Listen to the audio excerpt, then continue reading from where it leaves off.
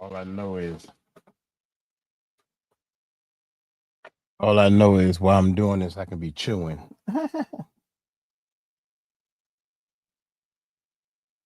Yup. French fries don't do well in the microwave.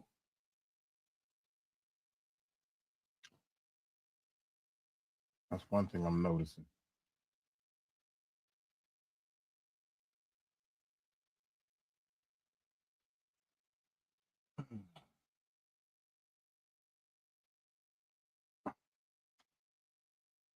All I want for my birthday.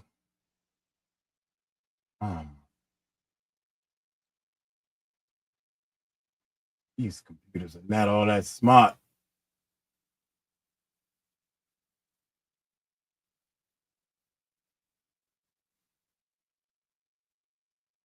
What happened to my other?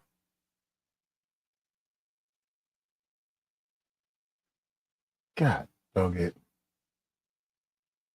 Oh, here switched them. That's okay. The here did it.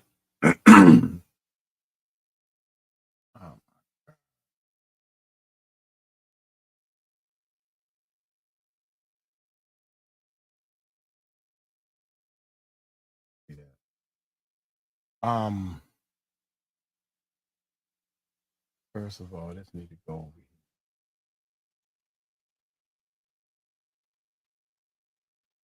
This one needs to come over here. What was this? Did we do this yet? Yeah.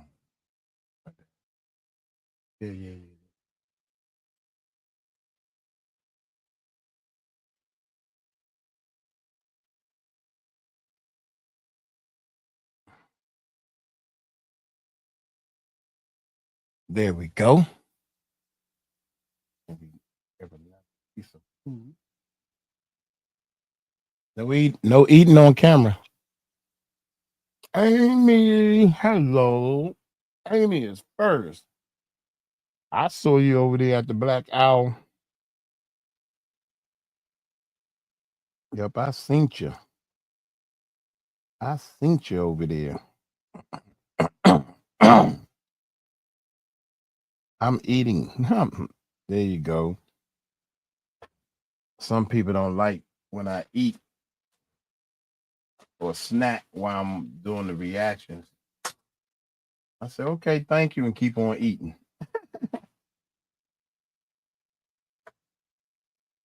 That's rude. One time we had a big meal. That's when we found out that it's rude to eat a snack. But I had to lay down and think about some things. Snack on that. How about that? Ooh, I got more food than I thought I had. Oh yeah. Yup. TT Tractor in the house.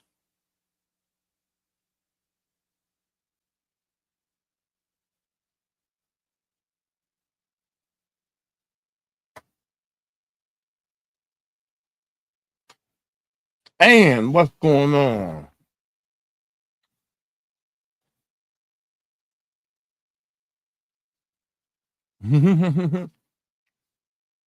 Sharon.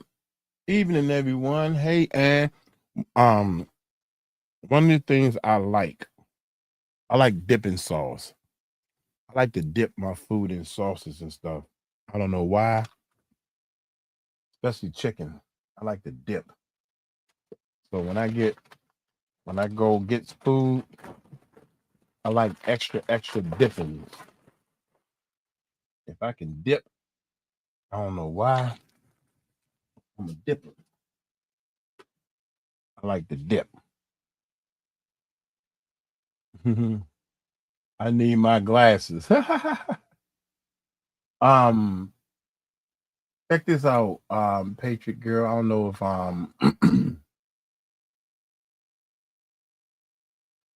Patron Girl done sent me 2 emails. Thank you.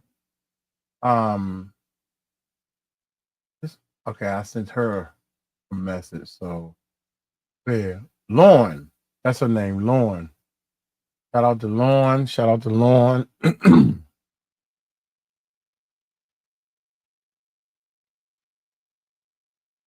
All right. This one is an hour long. I'm gonna put one of them up there. I need to check this out. Check it out. Check it out. What is this one? See, we gotta get through the reactions, y'all. Our Patreons request 𝗟𝗡𝗡𝗞 72, 𝗘𝗎𝗡 2, 𝗘𝗎𝗡 3. That's it. 𝗟𝗡𝗡𝗡𝗞. What about Chris? The head fired. Hey, honey. I see you. You supposed to be asleep.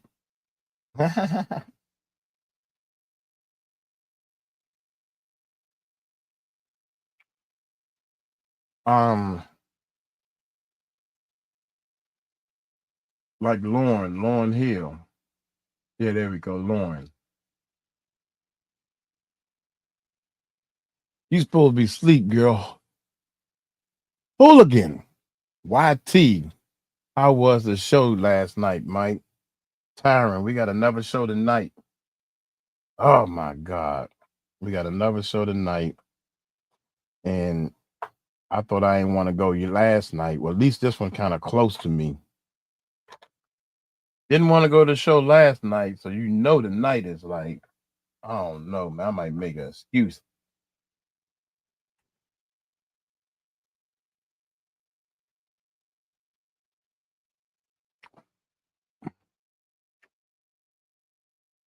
Yes, Amy. That's my sugar wooger. Mean. That's my boo-boo. She think I'm mad at her, but I'm not mad at her. We just need to sit down and talk. That's all. We got big things to do. So the small stuff we got to learn how to get out. That's all. I love you. You know I love you. Poor thing. You still in trouble, but I love you to death.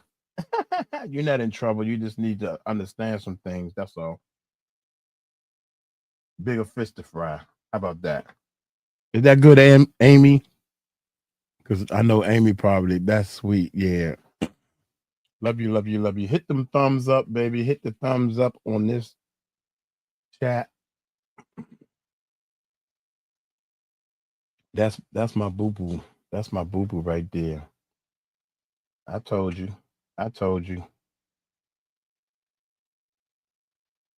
She's the one. She's the one, man. 13 people. I don't even know what's this going on. Oh, that's the Facebook. That's why. 𝗟𝗡𝗡𝗞 right here. 1 week. I got too much food in front of me. There she go. I love you, dude. You know I do. It ain't gonna be all peaches all the time.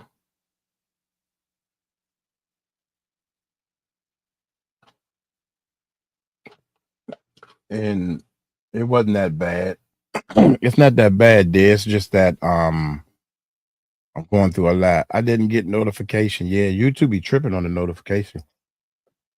You know what I think? How the algorithm works? Oh, and so, you know, how can I put this? I'm trying to eat rice with a fork. Yeah.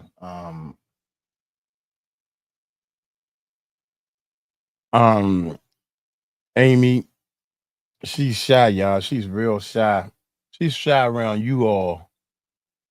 Mina is real shy around you all, but she ain't shy around me. I'm watching you in big screen and I'm typing in my phone. Nice one. Yeah. So when I do go to the Philippines, y'all, you all will see her. We're gonna do some jokes and stuff like that, you know.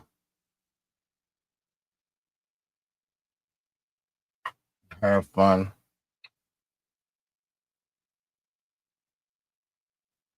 Eating rice with a fork.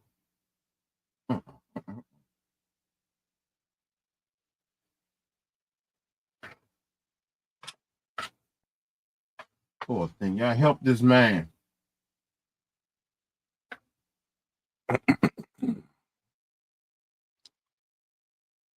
Okay. Meaning we love Mike.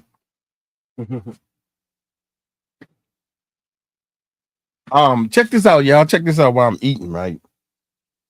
I talked to Karen, and Karen is husband told Karen that she needs to tell her story on Mike's podcast. This is the person you need to talk to. That's what Karen's husband. She got on the phone with me and she was like, "Yeah, Mike, I can do this and I can tell you that, and I'm a straight shooter and all this stuff." I'm like, "Okay, okay." So I do whatever you want me to do. I ain't asking for no money. I'm like, I'm glad you said that, because we ain't got no money. It's all about the children and looking for solutions. Grape Apes in the house.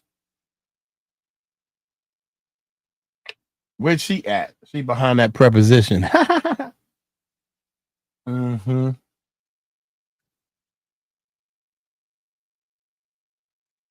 Yeah, yeah. She behind that preposition. Now she I think she said she had to take her mom somewhere. She might pop in.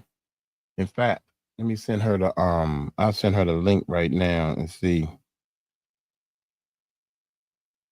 Um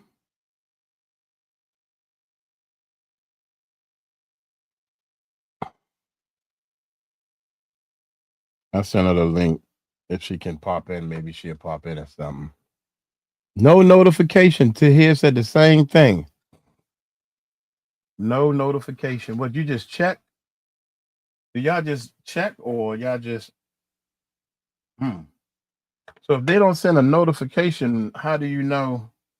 It's like I think this is what I think happened. I think YouTube sent a notification to X amount of subscribers that run the bill. And if X amount of subscribers that run the bill get on, then they send it to the other ones.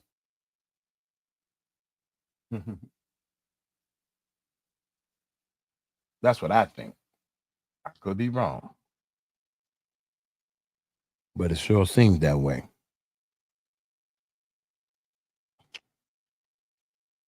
Yeah. Yeah, it is time to check analytics.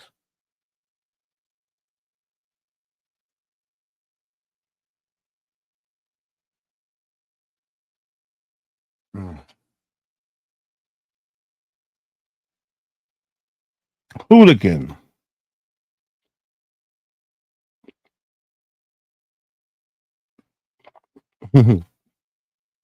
I think YouTube only notify 3 out of your uploads.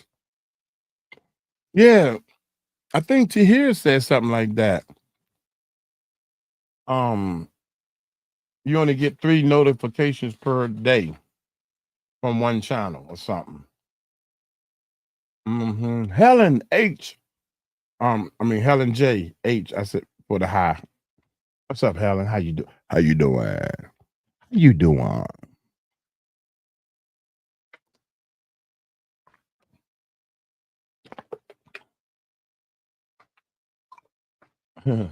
Mean I'm jealous.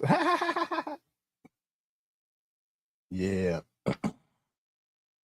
One day I tell our story when we together. What you think about that? Miss D, what's up? Talk to Miss D too. Miss D is coming on the channel. Tomorrow she's gonna come on the channel early. Tomorrow's Monday.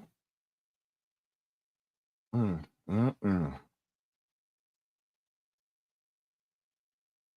I don't know what kind of food this is. Oh, We was at the show last night, right? And we ordered the crab cake. They didn't have no more crab cake, so they just sent us shrimp. Shrimp. I follow Jaguar.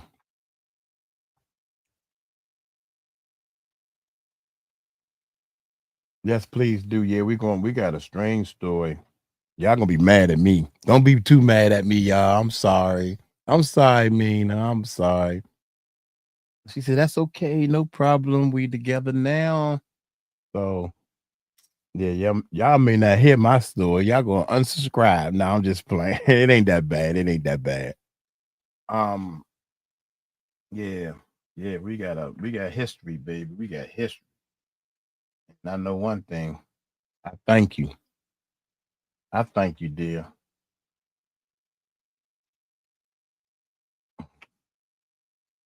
I thank you. We got history.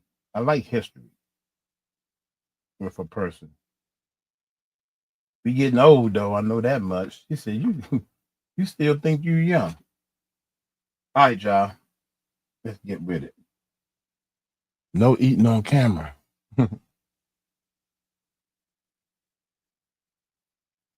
I don't know how that happened, but we only got 4.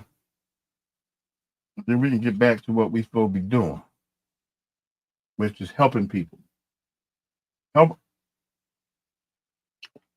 Hmm.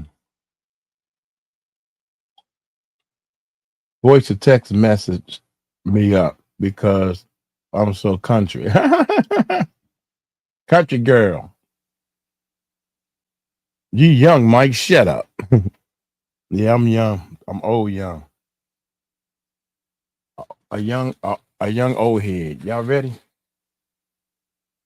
Um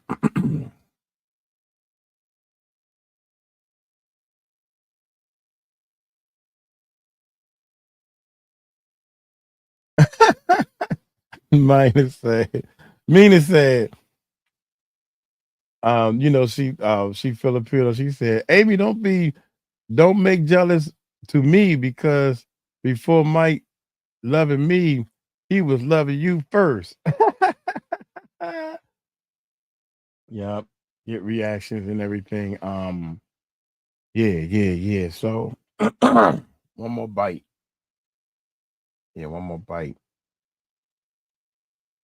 Or 2 more bites. Uh,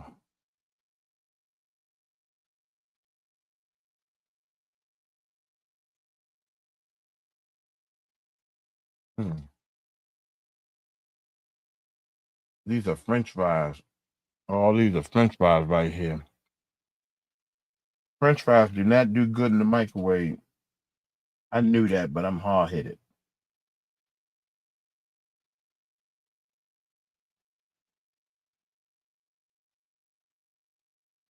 You know one thing I can't Murph making me hungry. Gotta order takeout. You know one thing is strange. I can't believe this, man. All my life I wanted to play in a band, make money doing music. I don't want to play no more. I don't even play. Only time I take the guitar out of the case is when I'm getting on stage.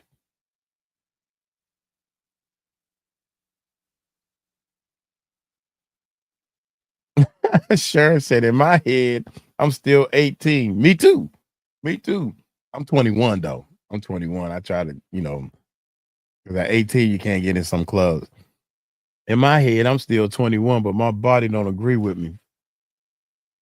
I know one thing. It lets you know that when you try to do something you had no business doing, like you think you young, whoa, Jack, back start letting you know and say hello.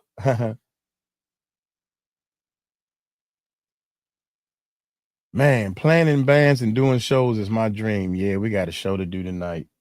See, Hooligan, you just reminded me. Hooligan made me sad. Here's the part I don't like. Getting in the car, going to the show. You get there at a decent time that the manager tell you to get there, and you gotta wait over an hour They still setting up. They slow doing this. The DJ pumping that loud music. Then all of a sudden, you finally get ready to get on stage. The thrill of being on stage and playing lasts for like, I don't know, 30 minutes. It ain't worth it. You got to wait till the break is over. I don't know why we need to take a break. Maybe the drummer tired. Take a break. The break ain't long enough. You order food. The food takes so long to get there. Then all of a sudden, you got to get back on stage. But I know one thing. When it's time to leave, Mike Cross pack up quick, fast, in a hurry, jump in the car. I said, come on, Lord, please let me get home and get in my bed. Then when you get in the bed, when I get, like last night when I got in the bed, it takes so long to unwind before you drift off to sleep. Take too long to unwind, so I don't like it no more. But I got to do something. 59 in body, young and lovely in my body. Helen in the house. Helen in the house. Helen J. Hey, Amy, what's going on? I love to see y'all talking to each other and everything and doing the thing. Oh, got the trash. Got to take out the trash. I got to clean up. My honey she said, you need to clean up. Yes, dear. I can't do it all. I'm trying to. And I got a lot of trash and junk hidden. Cough drop. This is my cough drop area right here, y'all. Cough drop area. I probably don't need the cough drops. Like, I ain't got nothing to do, so I just sit there and eat the cough drops. Eat the cough drops, Annie Mae. Eat the cough drop. All right, let's see where we at. All right, one. Everything to here pulled up. Orders are Tom. Is not even ready. Hello. Okay. Okay. This one is off too. All right, that's where we left off at. Okay, ain't too much up on the board. 5, 6, 7. We got 2 hours, man. My bad. We only got 2 hours, y'all. Golly. So monitor. Now I'm so full. All right, y'all. Let's knock these out real quick.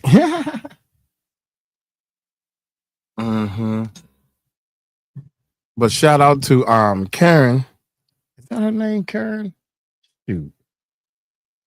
No, her name is Lauren. Shout out to Lauren. See there? Look at that. Look at you, Mike. Shout out to Lauren because she's gonna come on, and I think she got she works with helping she volunteers and help people get their kids back and stuff. And she had a very interesting story that she was telling me. And she was going off. She was like, and I'm telling you, I need to come on the show and let people know. The part I like the best is she said, 𝗟𝗡𝗏 is telling the truth. I'm telling you, she's telling the truth. And I was like, wow. Try yoga maybe, yeah. Doing stretches a lot. Self-care. I'm gonna start exercising too. Start Monday morning.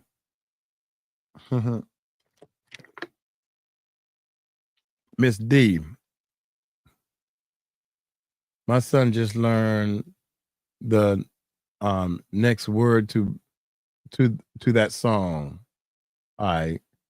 He could not believe me until I played the unedited version.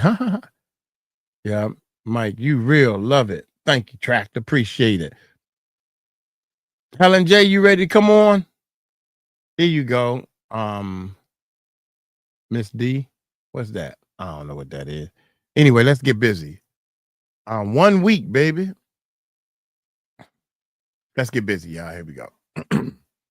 Hope everything is right. What is up, YouTube? How y'all doing? Yeah. Check it out without a doubt. Before we get started, man, I want to promote my the Music Recording Network Live. That's our live channel. We are live as we speak. We got people in the chat room, man. They chatting up. Y'all can come past and say hello to a brother. I try to keep it real. 𝗟𝗜𝗡𝗞𝗦, where you at, man? We can ready do your reaction. You supposed to be here, baby. He probably busy, man. Y'all know the holidays is coming up and everything, so people getting busy, the weather changing and all that good stuff. So, hey, 1 week, 𝗟𝗜𝗡𝗞𝗦 asked for this one right here, and I'm played all the way through. So, y'all hit that subscribe button, hit that bell. Let's check this bad boy out. You looked at me. 5 days to laugh to me, saying, "Step together, come back and see me." 3 days to living room. I realized it's not my fault, but couldn't tell you. Yesterday, you've forgiven me. But still 3 days till I say I'm sorry. Then now I want to hoodwink. Does it make you stop think? You'll think you're looking at Aquaman. I summon fish to the dish, although I like the shallots, because I like the sushi, because it's never touch a frying pan. Hot like wasabi when I bust rhymes. Speak like Leanne rhymes, because I'm all about value. Bird campers got the mad hits. You try to match wits, you try to hold me, but I bust through. Gonna make a break and take a pick out like a sink and you can shake out like vanilla. It's the finest of the flavor. Gonna see the show, cause then you'll know the vertigo is gonna go, cause it's so dangerous. You'll have to sign a waiver. Can't help it if I think you're funny when you're mad. Try not to smile or I feel bad. I'm the kind of guy that laughs at a funeral. Can't understand what I mean when you sing well. I'm the kind of guy that laughs at a funeral. I think he talking about me too. You know, I try to. Sometimes you gotta laugh and to not cry. Sign a waiver. Can't help it if I think you're funny when you're mad. Try not to smile or I feel bad. I'm the kind of guy that laughs at a funeral. Can't understand what I mean when you sing well. I have a tendency to wear my mind on my sleeve. Have a history of taking off my shirt. It's been 1 week since you looked at me. Threw your up in the air, you're crazy. 5 days you tackled me. I still got the reference on both my knees. It's been 3 days the afternoon. You realize it's not my fault, but a moment too soon. Yesterday you've forgiven me, and now I'll sit back and wait till you say you're sorry. Say I'm sorry.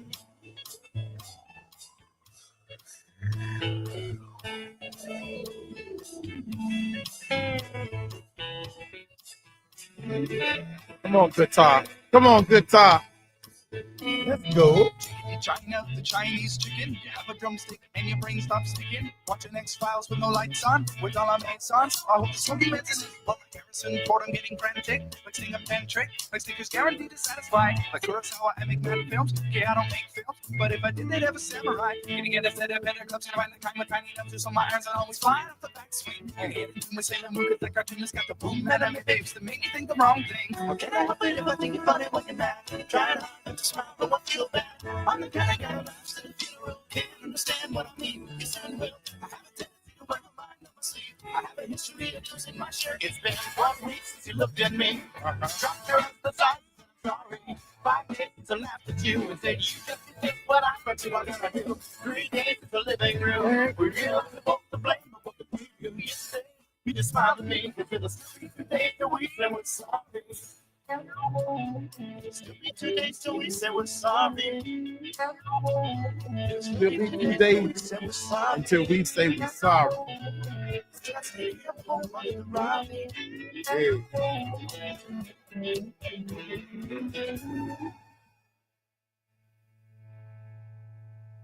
I wear my attitude on my sleeve, he said also, man. That's pretty cool right there. I like that. I like the swing to the song and everything. 𝗟𝗜𝗡𝗞𝗦, man, you got it going on, baby. Appreciate it, man. Our patron today is Patron Sunday, so our patrons guaranteed to get their request in, and we do reactions to whatever our patrons select. So 𝗟𝗜𝗡𝗞𝗦 is a patron of ours, and he selected that song, man. Great choice. I like that. I'm gonna get on up out of here. Hey, y'all take it light, take it slow. Y'all tell him Uncle Mike told you so. Peace out.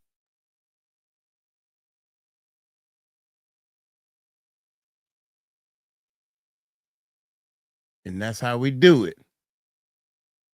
KJ Colonel is in in this video is a guy who testified to Congress in Amber Alert that you reacted in part 2, and also co-produced with Ryan Matt. Oh, okay. Did I? Oh, my bad. There you go. I did all that and they didn't even stop the video. Oh, there we go. 1 week, baby.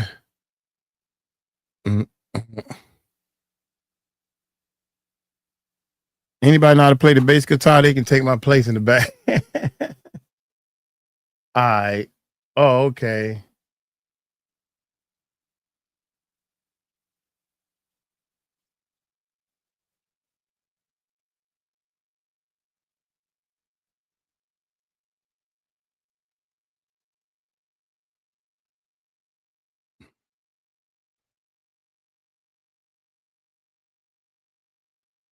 Who testified in Amber Alert. Okay, let's get it. Tika asked for this one right here.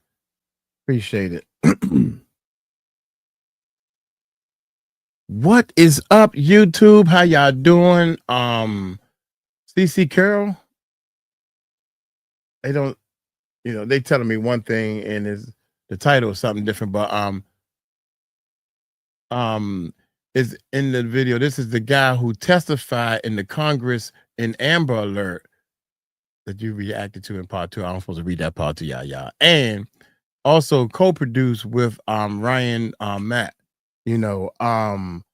Border calls human is not playing around. Oh my gracious, man. Y'all hit that subscribe button, hit that bell. My girl Tika asked for this one right here. So let's check this bad boy out. Here we go, man. Here we go.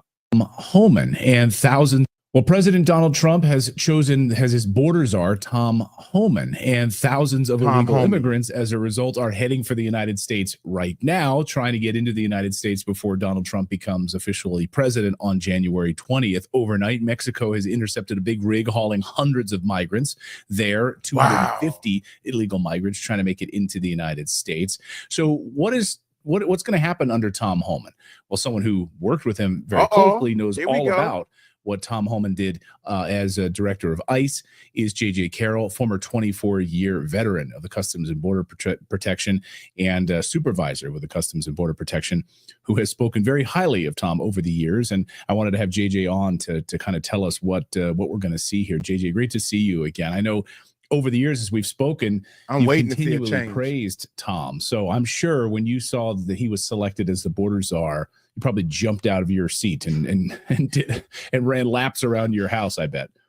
Oh, he's the most perfect appointment for this border czar assignment. He is the absolute 180 degrees from Mayorkas. And what you and I talked about this a little bit before we came on, the way that Donald Trump is structuring this with Kristi Noem is now going to be the DHS secretary or being appointed to be. Tom Homan's going to be outside of all the congressional oversight. He's going to respond directly to Trump. That's going to make him even more powerful, because I'm going to tell you, there's nothing more powerful than a man that knows exactly what his job is. He knows it inside and out. He believes in it completely.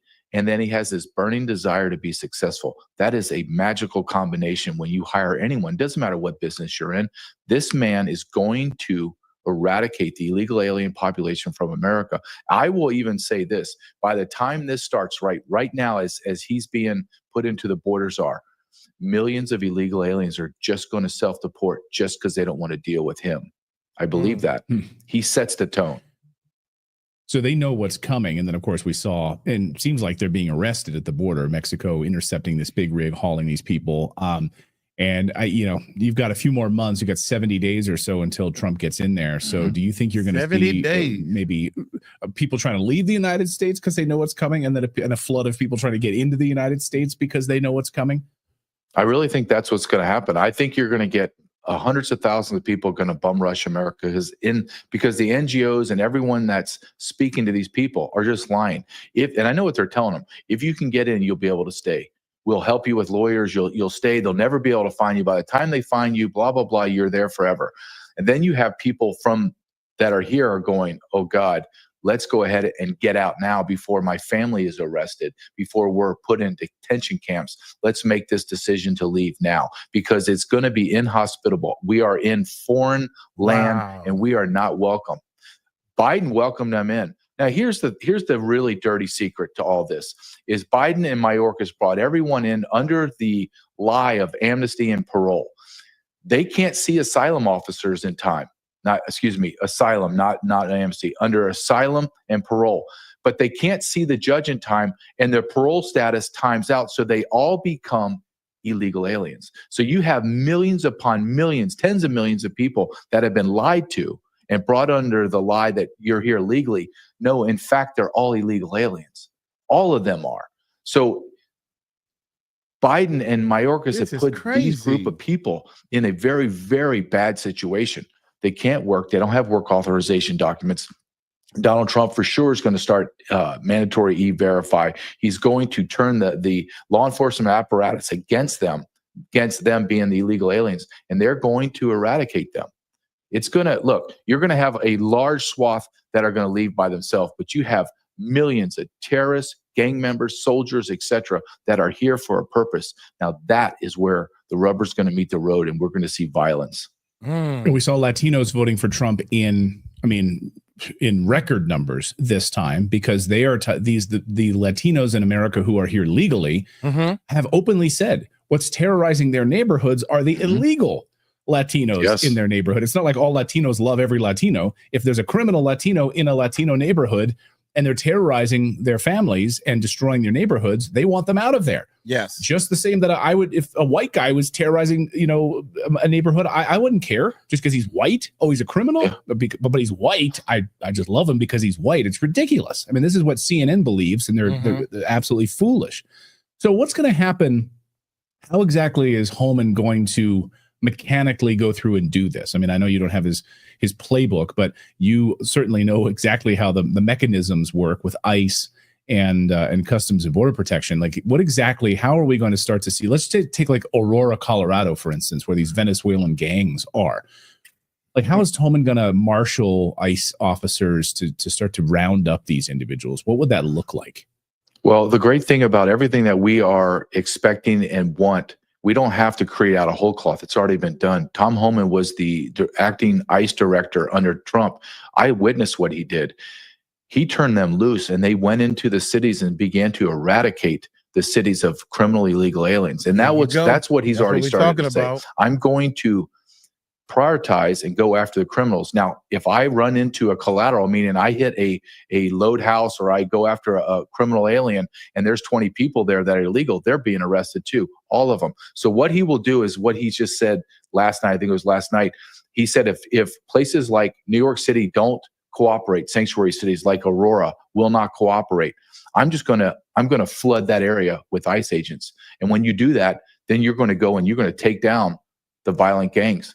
You're just going to do it. We are going to win. We're America. Once you turn the apparatus of ICE and Border Patrol and DHS onto the illegal alien savages that are here, we will win. Will it be violent? Yes. Will it be uncomfortable? Yes. But we will win because now we have a leader.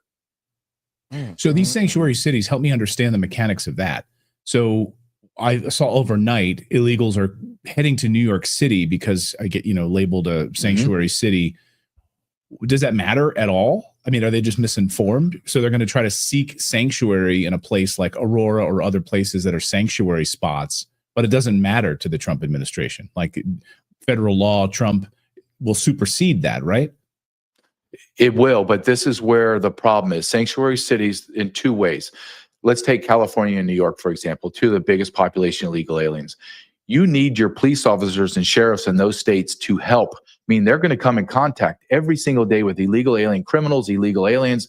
They should immediately have a hotline to ICE or Border Patrol, where we used to in California, we would respond to the sheriff on the side of the road. Sheriff pulls someone over, DUI, whatever. We respond. We take that individual from the sheriff. Sheriff doesn't have to put him in the jail. We bring him. We set him up for deportation, send him out. That's not happening. They're law enforcement officers in the state of New York and state of California they're not allowed to call us at all. What's even worse is when they have a rapist, murder, drug deal, pedophile, even pedophiles, if you can imagine this, child rapist. When they have them in custody, we, the Border Patrol or ICE, will put an immigration detainer on them stating, please do not release that pedophile. When he serves his time, we will come to your jail.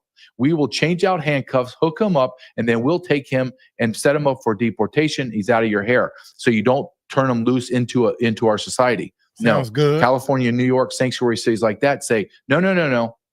They serve their time. They're free to go. And they will release, I know this is hard for Americans to believe, they will release rapists, child rapists, murderers, drug dealers, everything you can imagine, right on the street. Now, we then have to go find them and then get into foot chases, shootings, knifings, fights, FTYs where they crash into poor people walking the street just going to get lunch or crash into them, all because these mental patients will not turn over criminal aliens to ICE and Border Patrol. It's insane. It's absolutely insane, Clayton. This is Kamala Harris's California. This is Gavin Newsom's California. I mean, this is Kathy Hochul's New York. This is insanity. Do they have enough? Do you have enough border agents? Do you have enough ICE agents to carry this out? You mentioned we don't have to create this whole cloth. They're talking about Kamala Harris is allowing this to go on under her watch, so to speak. But we'll see. We'll see. They had 4 years. You know, Trump and his guy, I don't know, I can't remember his name, but I like him. And I'm waiting to see. I'm waiting to see what's going to happen, man. I can't wait. I'm learning as I go. I saw some memes floating around over the past few hours, few days. You know, we're firing 87,000 IRS agents, and we're going to hire 87,000 ICE agents, which would be amazing in the United States. Do you have enough? Works, let's do enough manpower to do this? You don't have enough manpower because we have to understand how many illegal aliens we have in the country, and it's 50 million. It's not even disputed. You want to argue and split hairs, and we go down to 42 million. 50 million. But there are people that are saying it's as high as 55 million. I believe the number is truly right around 50 million. But what do? How do you do that? Well, you deputize all your sheriffs across the nation. And then you deputize the police officers to be able to and train them to do immigration law. And that's not hard. You know when someone's illegal. You know when something's weird. When you get an ID and it's all jacked up or a consular communication card from a foreign nation, you know that person's illegal. You call ICE, we show up and we arrest them. You are going to have about half, 50 million illegal aliens, about 25 million of them are going to leave on their own. Once they feel the pressure of I can't get a job, I can't get welfare, I can't get free housing. Look at New York City and the state of New York. They're stopping all apartments, all hotels, all free food, all free cash cards are ending in January. They're done. So you have now million plus illegal aliens in the city of New York, and the state of New York are going to have nothing. They're going to leave or they're going to revolt. And they're going to demand, and when they're freezing their butts off in New York City and they're hungry, they're going to need to get food and shelter. How are they going to get that if they're not going to leave? They're going to take it from you. Yeah, if they don't leave, we know what happens: crime, right? And yes. So in January we shut off your money, the free money spigot, and you either leave or you turn to a life of crime, trying to get that money and stealing from other people, and that's exactly what's going to happen. JG, I'll get you out of here on this. Are you hopeful? Or are there still some black spots you're worried about? I'm not. I'm very hopeful. I'm a realist more than anything. But when Tom Homan was picked to be the border czar, I would lay a year's salary on this man is going to be successful. He just is. He's going to will it to happen. And he's unafraid. He's unapologetic. He will not bend a knee to the politicians. And he is bold. And my God, Clayton, do we need that more than ever before in America? Is a man and a woman in a position of power to be bold and just do what they're hired to do and what's within the Constitution. That's what we want. And Donald Trump should be applauded for his pick so far. I can't wait. I think you're right about that. And I think it's clear, too, when you have a job title, border czar, close the border, seal the border, and get these people out. It's a very direct, it's like when I ask my kids to do something, if I give them a specific job, right? All these like government agencies that have all this sort of nebulous, responsibilities. No, he's got a job. He's got a very specific job. And I think you're right about him. Seeing him go up against politicians has been one of the highlights of my week, watching back of his videos. So JJ, great to see you, my friend. I would encourage everyone to read JJ's amazing book. Obviously, you served under Obama, served under Trump on the Customs and Border Protection. Check out his amazing book called Invaded. It's on Amazon. It's a must read if you want to understand the degradation of America's border policy under these liberal presidents, and see what Trump was able to do the last time. It's important reading because it really provides a lot of context. And I think what we're about to enter into again could be, morning in America once again. So JJ, great to see you, my friend. Thanks so much. Always. Thank you, Clayton. Wow. If you suffer from daily pain, I need you to listen to this message very carefully. I'm waiting to see what's going to happen. And I'm going to stay on top of it because, no system that you put together is going to satisfy everybody. No system that you put together is going to be perfect for some people. Some people, like right now at that border, probably once they put the system in place, probably deserve to be in for whatever the reason. You need to take time and say, yo, look here, man. Like, let's say a real Americans over there. I done lost my passport and everything. Dude, I'm American. I used to live so-and-so, whatever. I went to this high school. And they do the research on it, I guess. I don't know. But my point is, there's so many people saying that, man, that's a shame. How you going to kick a whole family out and keep them together? Well, we just kick the whole family out. It's not as hard as people think it is. And the government and all these people have to go play by these rules, whatever these rules are, right? But the bad people, they make up the rules as they go along because all they want is what they want. They want to get what they want. But we got to go by these rules. Sometimes we need to stop some of these rules, like in the movies, and hire some people that will shoot at will, like military or something. I don't know. Some people gonna be bad. I mean, some people gonna get hurt, some people not. But look here, I'm gonna get on up out of here, man. Thank y'all so much for checking out the channel. Check out our live channel, the Music Recording Network Live. Scroll down a little bit, you see the word live written in red. In the world. It's supposed to be the world, y'all. So y'all take it light, take it slow. Tell them Uncle Mike told you so. Peace out.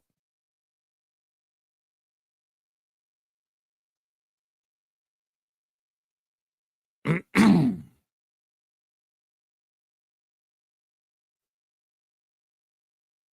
I hit the button? Stop. Oh, here we go with this, man. Come on, man.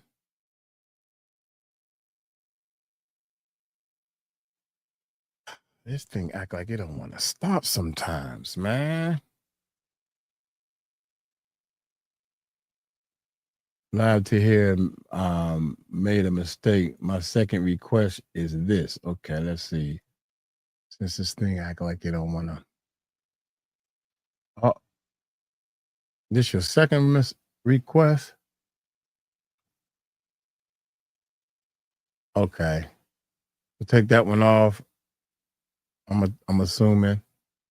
Dude, why this thing act like it don't want to stop sometime?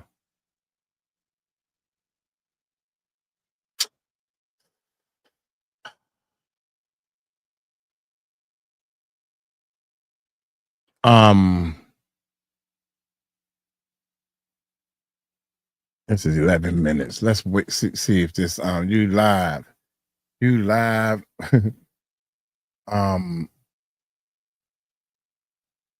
Back again. Yeah, what's going on? I think ouch. I think I'm gonna do this one over here.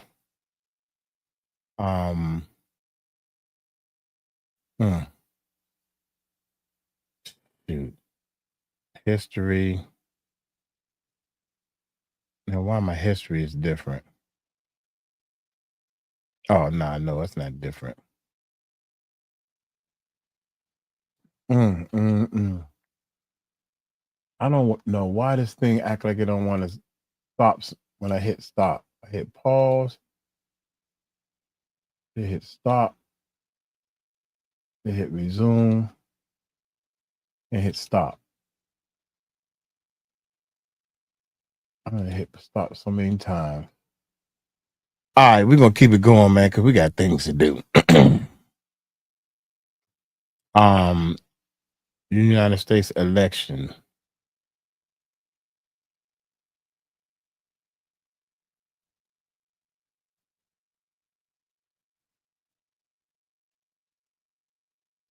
Oh, okay. Oh shoot, I should have left it up there.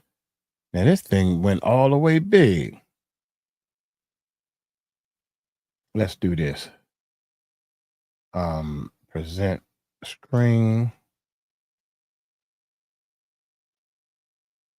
We present the screen.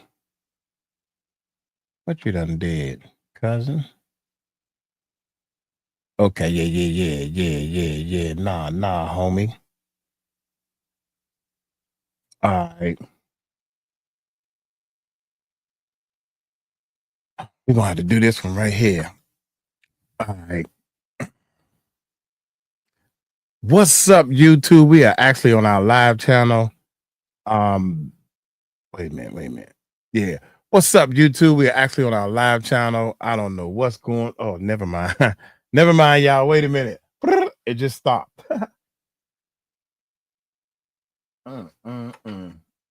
It just stopped. Why does it take so long to stop, man? I don't know why.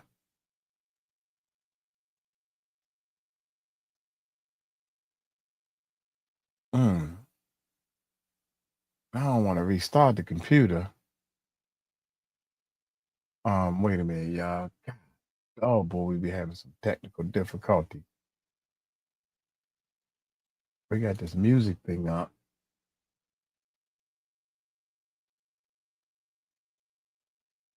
Maybe is the hard drive kind of full, so it's trying to figure out what to do. We wasn't having these problems until we changed hard drives.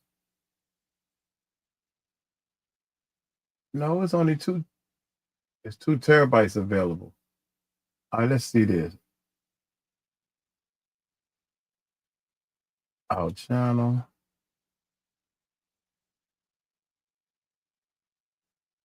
Main edits.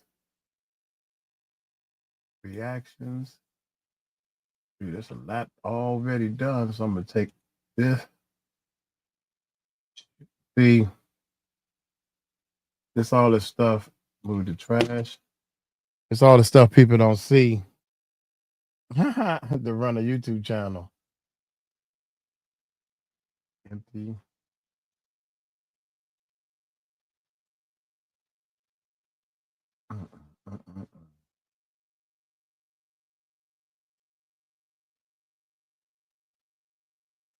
Get info. Well, now it's 3 terabytes. Well, it's more than 3 because it's still deleting. Yep. Amy said, "Tahir, mustard on that beat. Tahir fired. Mustard on that beat, Tahir." I ain't even know what that meant. Come find out. Mustard is the dude that made the beat. That's the guy named who made the beat. His name is Mustard. I thought it meant something like, I thought it meant something, you know. Get info. I don't know, man. Okay, now we got almost 5 terabytes. Half the hard drive is empty. So let's try it again, man. I'm trying to see if we can figure this thing out. Here we go. But if you be patient, we don't. So far, we haven't lost the reaction. Victor, what is up? Oops, no echo. YouTube, how y'all doing, man? American has no idea what about to hit them before Trump takes over? What? Man, maybe we should have did this one first. I think we probably did them backwards. Hit that subscribe button, hit that bell. Before we get started, I want to talk about the Music Recording Network Live, our live channel. Check out our live channel, the Music Recording Network Live. You scroll down a little bit once you do a search in the YouTube thing. Scroll down a little bit. You'll see the word live written in red. So that's our live channel, man. We're live right now. People in the chat room having fun and voicing their opinion and everything. So y'all hit that subscribe button, hit that bell. Let's check this bad boy out. Here we go. Here we go, y'all. Up. It's on mute. Here we go. A massive news of representatives this week held a hearing on the U.S. A massive news of representatives this week held a hearing on the U.S. southern border, and they invited our next guest, 24-year veteran of the Customs and Border Protection, J.J. Carroll, to Capitol Hill to testify in front of Congress to help make sense of all of it.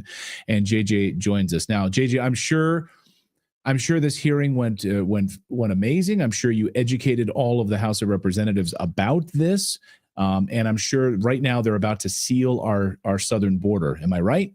Oh, you're absolutely right, Clayton. They were so on top of it. When I left after 2 hours, I felt so confident that our elected leaders were going to take care of it. Absolutely. Of course, I'm being entirely facetious, and I know, unfortunately, how terrible these hearings go. It's like a dog and pony show. So, I mean, they invited you to Capitol Hill to do what? And what were you able to present to them? And were they open to your suggestions and testimony? Well, this was about the open border policies of Joe Biden and Harris and Mayorkas administration. And more specifically, it was about the DHS or HHS losing over 320,000 unaccompanied alien children, from minors, meaning babies, to 17 years old. We didn't talk about anything. I gave my opening statement for 5 minutes, and then they proceeded to tell me that I'm a racist like Donald Trump. And then a congresswoman from, I don't even know where she's from her name's Congresswoman Ramirez, actually lied about me for 5 minutes straight and called me names and made disparaging comments about my character. Then she said, I'm unqualified to speak about the border. And I just sit there like, is anybody going to stand up and talk for me? And then she says, which made me more mad than anything, because they played the race card. And she says, look what we found in your Twitter account. And I'm like, okay, I have nothing to hide in my Twitter. I'm completely open. She pulls out a picture, not from my Twitter account, Clayton, some random picture about January 6th with the noose hanging out around in the picture. So you know what that means to a white man with a noose, that I'm a racist, that I believe in slavery, and that I want to hang black men in the Deep South. And I'm sitting there going, that I can't speak because they have me blocked, but I'm looking, I'm going, that's not my ex account. She's disparaging me. And then if you know about anything about the congressional hearings, once their time's up, Clayton, they go, well, okay, my time's up. And then I'm looking around like, well, hold on a second. Someone just slandered me for 5 minutes. Do I even get it to retort that? No, just sit there and take it, JJ. And then this is what's even more shocking to me. You hear this, man? You hear this? And it's funny, man. I can tell when somebody racist, because he wouldn't openly say the black and all that type of stuff he's saying, because he know in his heart that I'm not racist. I mean, what are you talking about, dude? I mean, we're fighting. This is not even what I'm here for. Who cares if I'm racist or not? Don't get me started. We got a problem with the border. That don't have nothing to do with who I like and don't like, I'm assuming. Me, Clayton, because it's not about me. And I knew that they were going to say bad things about me. This is about losing 320,000 children. I know that it's 500,000, and they're being raped and murdered right now. And I told them, I said, right now, the statistical probability that thousands of children are being raped right now as we speak in this chamber is 100%. And you know what they do? Well, I would be in the middle of saying something. They go, well, time's up. Okay, hold on. We're not talking about fracking or monetary policy. We're talking about children that we've brought in that are being raped and murdered, and you want to do times out, and then finally, okay, hit the gavel. We're done. Nothing's been accomplished. We're talking about human lives here, that America is allowed to be destroyed. Yes. And we don't care. The callousness, the apathy, the ignorance, the gross stupidity of our government, and on top of that, the absolute arrogance of these leaders it's astounding, Clayton. I left completely frustrated, angry, resentful to them, and I may never go back. Never. It's a kabuki theater, and it's all for show. It almost feels like satanic, like these people that are running this show. I mean, I couldn't imagine being a member of Congress sitting there and I have someone of your stature, your experience, this is crazy, in front of man. me, telling me what's happening to children across the United States. And then she has her agenda, this Ramirez, to impugn you and to demean your character and to call you a racist, essentially, and ignoring the death and the raping of these children is horrendous. To me, it's demonic. It's almost really in many ways satanic. And I really feel like I hope we wake up in this country and kick these people out immediately. You know what? But the Republicans are just as bad. The Republicans have no idea what's going on. There's no sense of urgency. I mean, hey, look, I'm one Congressman, Ivey from Maryland. He starts his open statements by pulling out, cherry picking things that I said in a podcast like 3 years ago, I guess. I don't know. And I'm like, okay, well, who cares about that? Can we talk about the children being lost? And then he says to me and to the panel, well, I look at this testimony and I see that you're saying that the children's organs are being harvested. And he goes just like this. Wow, I've never heard of that before. Where's that actually happening? Like mocking us. And I'm like, are you even in the realm of reality? You're so stupid. And then on top of that, you pile on arrogance, which is a deadly combination. And I'm just look around like, am I crazy? Did I just end up in the Twilight Zone or an insane asylum? And I'm the guy that's the odd man out? And everyone's just kind of nodding like, yeah, what about organ harvesting? Is that real? And I'm just like, oh my God, where do we start here? Where can we've murdered 60 million babies in the womb. Planned Parenthood selling baby parts, all baby. It's not even contested. It's this. That's what it is. You're mutilating kids' genitals. DHS, your own DHS and IGs come out and said you've lost all the children, Clayton, all of them. And you're sitting here arguing with me that, well, I haven't seen the organ harvesting. Of course you haven't. Just like you haven't seen the drug cartels. They don't go open and go, hey, Clayton, I'm over here. I just want you to know that I'm smuggling fentanyl, heroin, and cocaine over the border. Just want you to know so you can take videos of me. Okay, yeah, I'm ripping open a child's body. I'm ripping out all their organs. I just want you to film it. Can you put on 60 Minutes, please, so everybody's aware that we're doing this? Right. Yeah, that reminds me of when people say, like, for example, Ali Carter, where's the proof? Where's your proof? What? And she said, yeah, after somebody finished R-ing me or having S with me, and I'm supposed to say, oh, you recorded it. Can I have a copy of that so I can show people that I got proof? Come on, man. It don't work that way. Yeah, I'm ripping open a child's body. I'm ripping out all their organs. I just want you to film it. Can you put on 60 Minutes, please, so everybody's aware that we're doing this? Right. Yeah. In 4K. Oh my God. Yeah, like it's going to be on the nightly news. Right. Yeah. Exactly. This is all being done in the darkest recesses of America right now. Yeah. Yes, but they're like, you need to show me proof. And I'm just like, oh my God. And I finally said, I wanted to say, look at my documentary. I interview all the people that are in this business and they tell you, and they're like, I even said one time, well, in my documentary, I show, no, that's all right. I don't need to hear it. And I'm like, okay. Oh my God, I can't believe I wasted a day of my life coming to speak to you morons. Yeah, because they don't want it on the congressional record. Because once you say, here, watch my documentary, let's enter it into the record. Then it's on. Then it's in the congressional record. They don't want that. They don't want to see this proof. They want to keep it hidden and they want to keep it going. Is exactly what's happening. And of course, the rush. And I mean, at least heartening is that you've got a guy like Tom Homan coming in as head of border czar, who's not going to. And you've watched his congressional testimony. Yes, he doesn't stand. He doesn't stand for these people at all. And so I'm excited. At least there's some silver linings here. About what's, I think, what's about to happen here. And I hope so. I mean, overnight, though, JJ, we see this.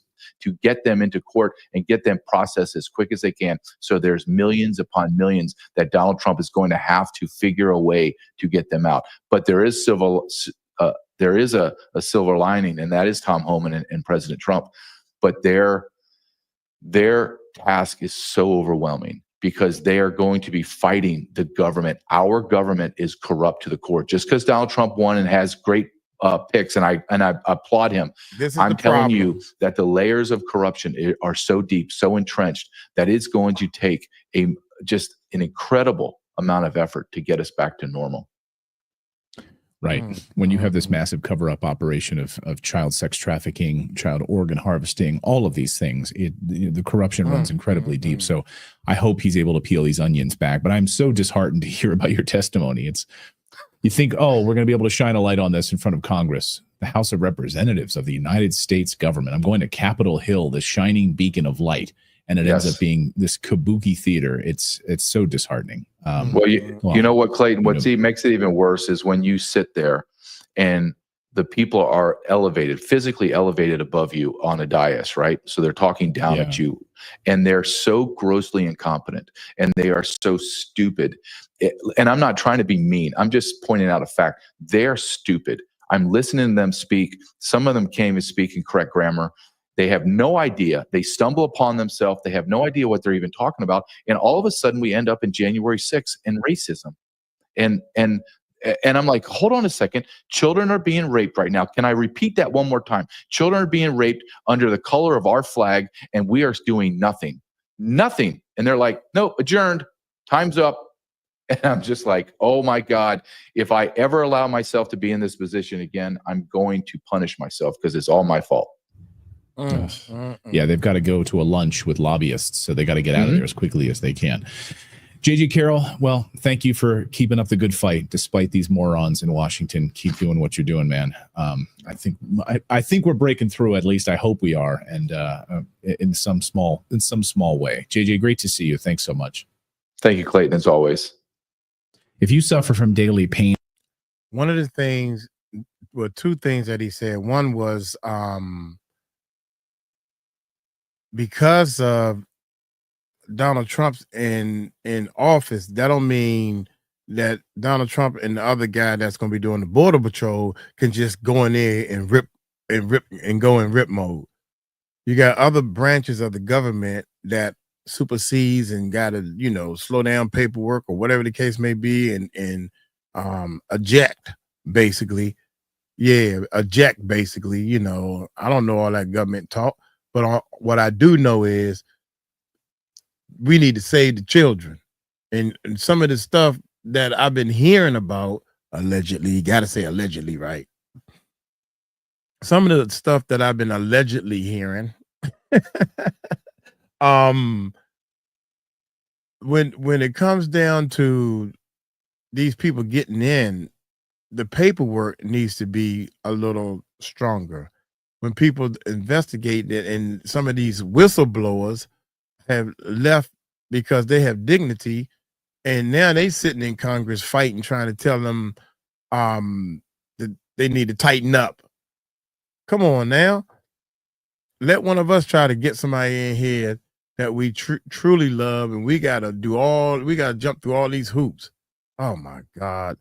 I always been saying, it sure is funny how right now, the good people, the people that go to work every day, to pay their taxes, that do the speed limit, you get a camera ticket and you pay it.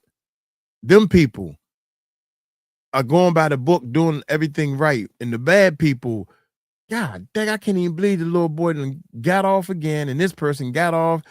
Ali Carter saying, I told the police, they in on it too. And all the bad people getting away with everything. Look here, man. I'm gonna get on up out of here. Pray for these people. Pray that we come up with some type of solution. That's all I'm asking, man. Educate yourself and check things out for yourself. That way you can actually learn. You know what I'm saying? I'm learning all this stuff. I'm shocked. I'm shocked at some of the stuff I'm hearing. I would never thought that somebody would be saying, allegedly, somebody is saying that CPS, Child Protective Service, is allowing kids to go into this mess. I'm appalled That stuff, man. I can't believe this. Y'all take it light, take it slow. Tell them Uncle Mike told you so. Peace out.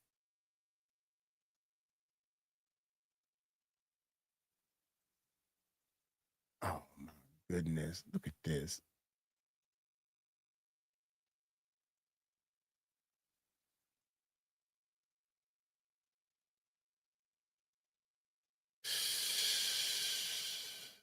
Maybe we need to reinstall this software or something. Check for updates or something.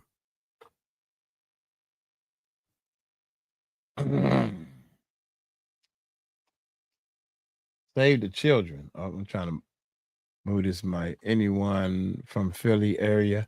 Yeah, anybody from Philly? Mm-hmm. Dude, I don't know what to do. Victory. Is that an eagle? I wish they put a bigger picture for the people. But no, but a Georgia peach. Save the children, that's right. Golly. Shoot. I agree, Michelle. Yes, pray for the children and savior and victims. Yeah, most definitely. Crystal, Trump and Biden need to be thrown away. This has been this has been happening. Yeah. You know, so I wonder what type of difference they did on the Border Patrol the 4 years Trump was in office. You know, I wasn't into all this stuff back then, but I wonder what was going on back then.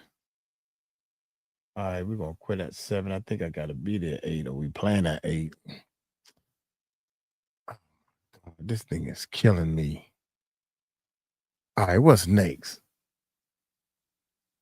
Every time former Rock Nation, we do a refresher to come up top. Oh my goodness, she's a thick woman. All right, we're gonna go over here, Dragonfly. Patriot Girl. Hello, what's going on, Patriot Girl? All right. Let's keep it going, man. Let's keep it going. Where we at? Over here, we here. We here. Let's do this.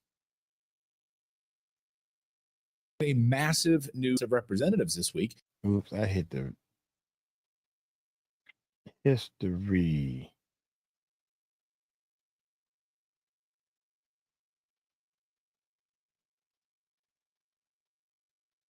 What you get ready to do to him? So it looks like it's been a minor win for 𝗂𝗘𝗡𝗞. Let me let you drive.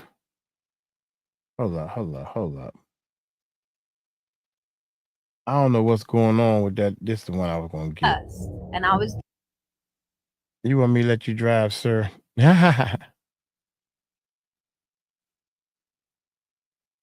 All right. I don't know what we should do. Right here, right here.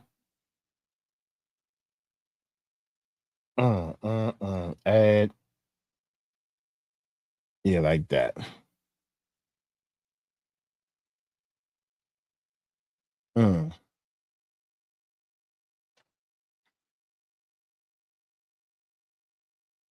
right. We're gonna do this one this way, man. We still waiting for this thing. It just stopped again. Why is it taking so long, man?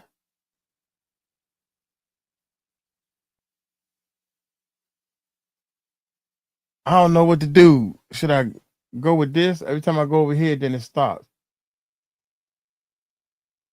Oh man, let's just do one more. The long stops. Lisa B in the house. What is up? What is up, YouTube? How y'all doing?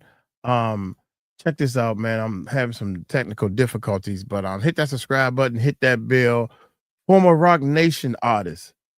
MIA leaks video of Beyonce witchcraft. What? Tried to sacrifice her son. What?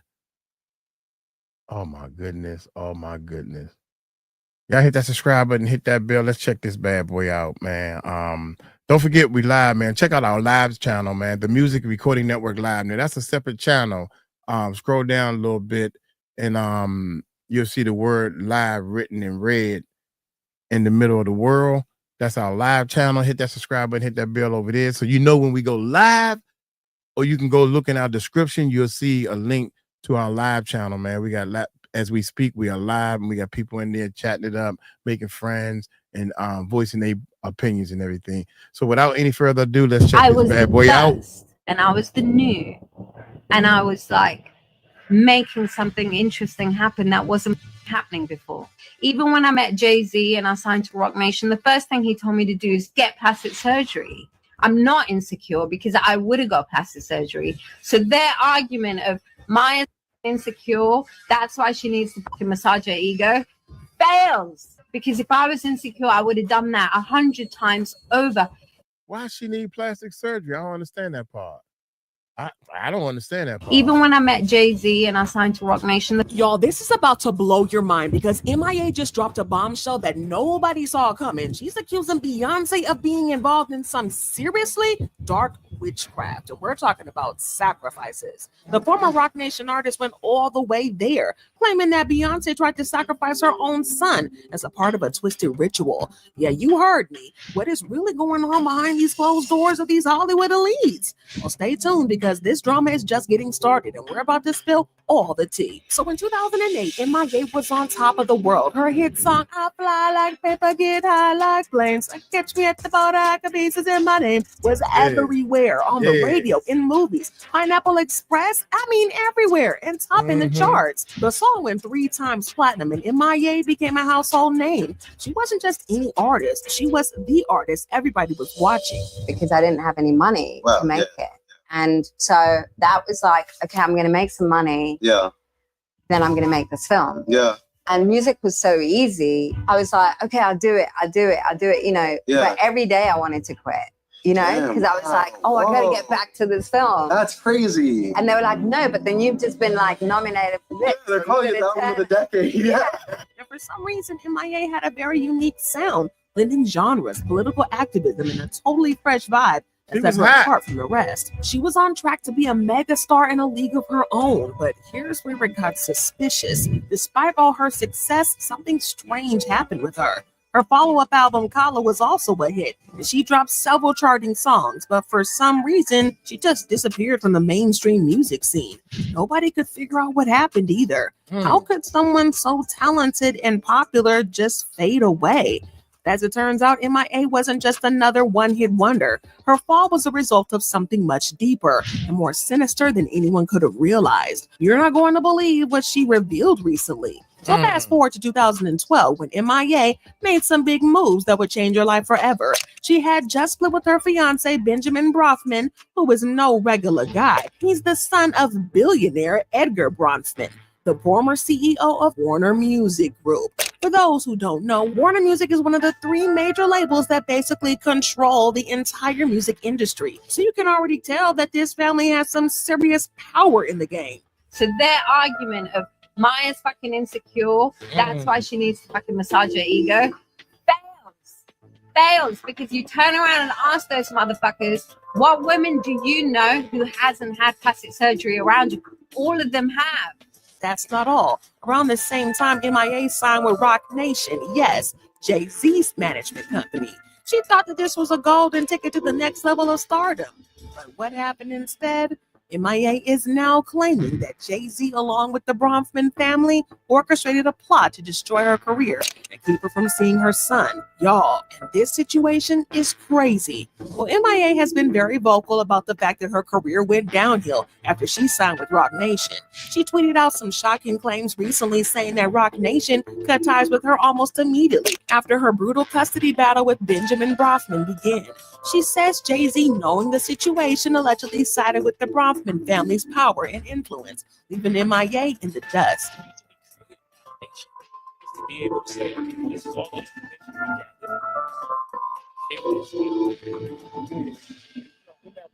right? Like, and and just like here's the information. So if we achieve those goals at 36, you do it at 26. Y'all, she's even suggested that they blackballed her, stopping her from making music, performing, and keeping her away from her son. And as if that wasn't bad enough, she claims that Roc Nation's interference went way beyond her career, affecting her personal life and finances. And in 2012, MIA went through a brutal custody battle with her ex. Her son was only 4 years old at the time, and things got real ugly. According to MIA, Benjamin and his billionaire family used their wealth and connections to weaponize the legal system against her. They didn't just want full custody either. They also wanted to destroy her career and her relationship with her son. So I would have done that 100 times over. Even when I met Jay-Z and I signed to Roc Nation, the first thing he told me to do is get plastic surgery, and I didn't.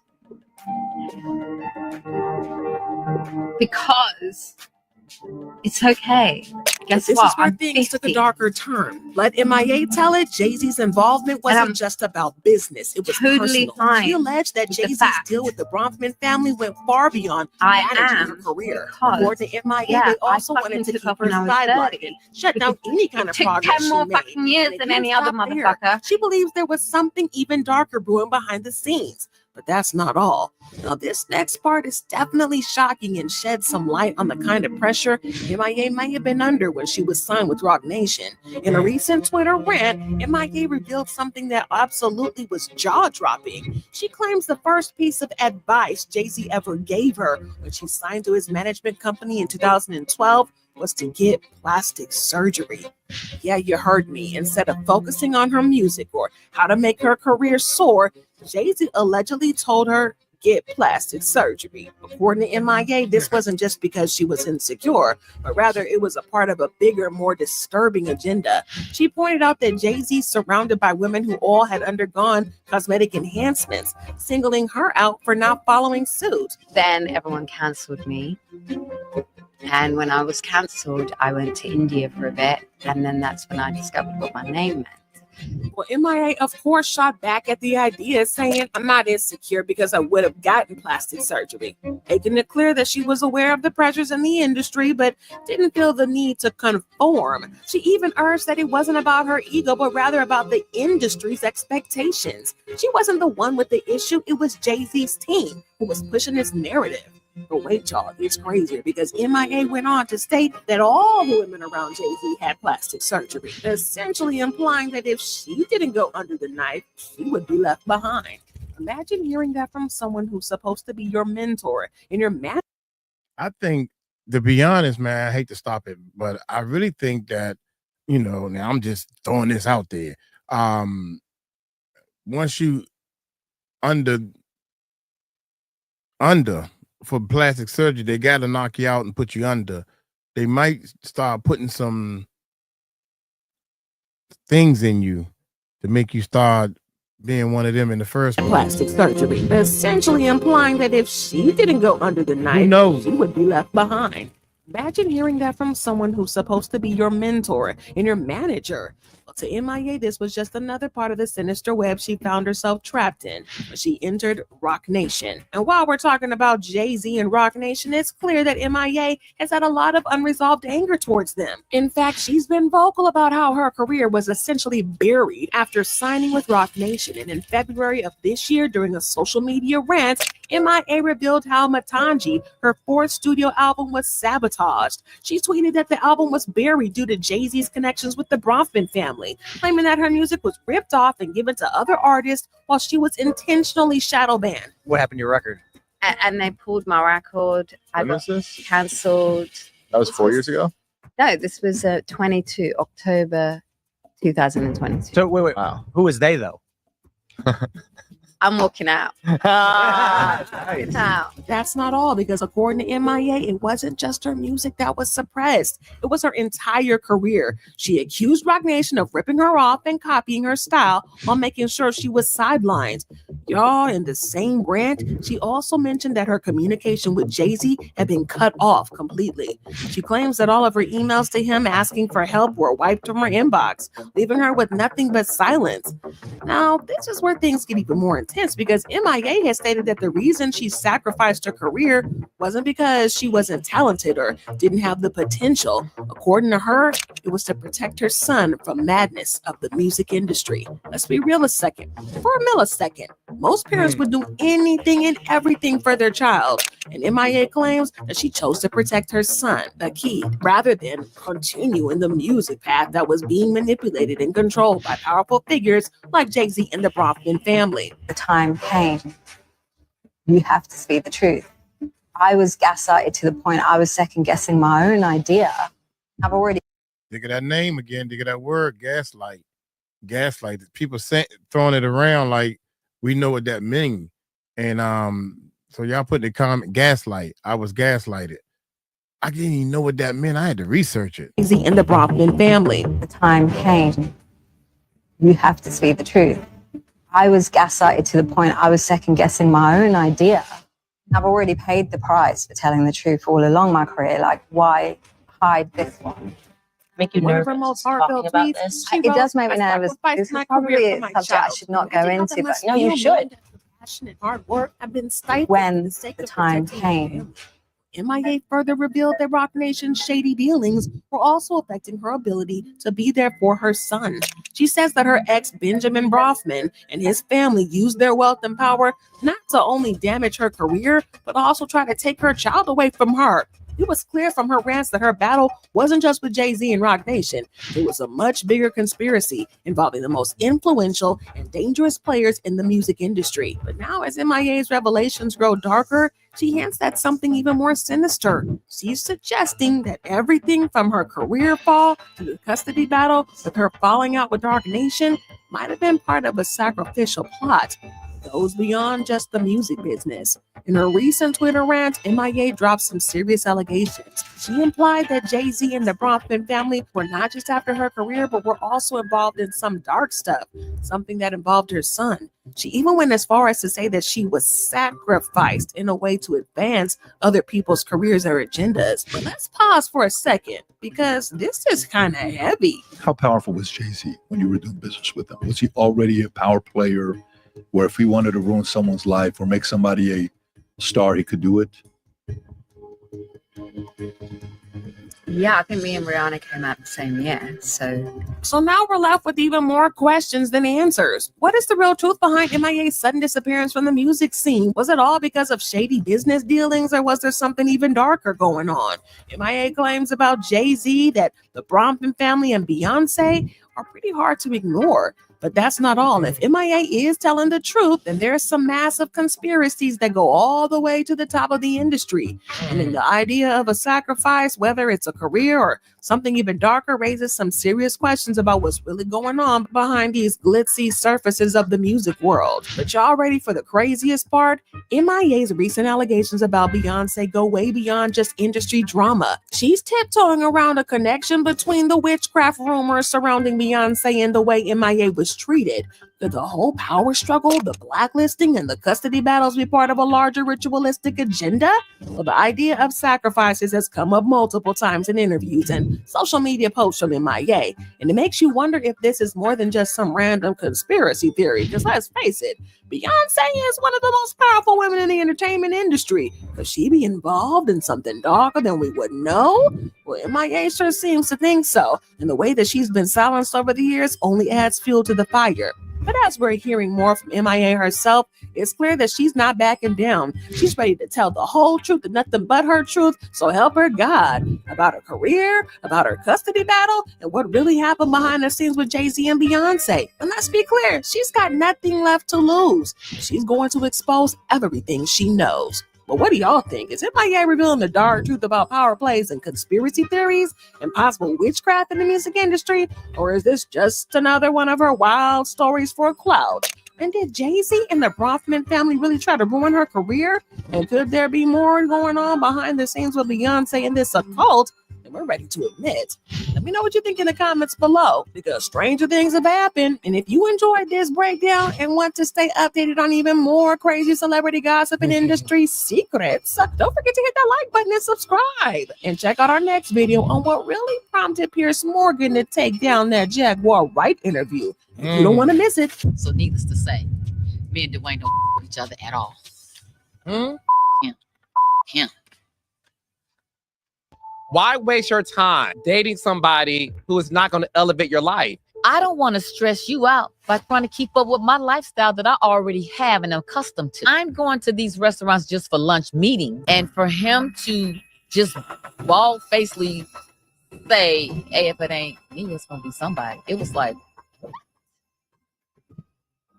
Y'all, it's so messy out here because Lisa Ray has officially turned the gossip world upside down with her latest tea. And let me tell you, it's piping hot. In a jaw-dropping twist, Lisa Ray has leaked a shocking video that hints at an affair between her husband, former Turks and Caicos Prime Minister Michael Missick, and none other than her former best friend, Dwayne Martin. And if you thought that was wild, buckle up because the streets are saying that Dwayne is the side piece in this messy love triangle. Well, y'all, Lisa Ray was living a dream, or so it seems, because back in 2006, she married Michael Missick, a powerful politician who swept her off her feet and made her the first lady of Turks and Caicos. It was supposed to be a fairy tale, and Lisa put her Hollywood career She is fine. That's all I gotta say. She's a beautiful woman. on pause, leaving her family and friends behind to support Michael and adjust to her new role. But behind the glamorous photos and lavish events, cracks were forming in her marriage.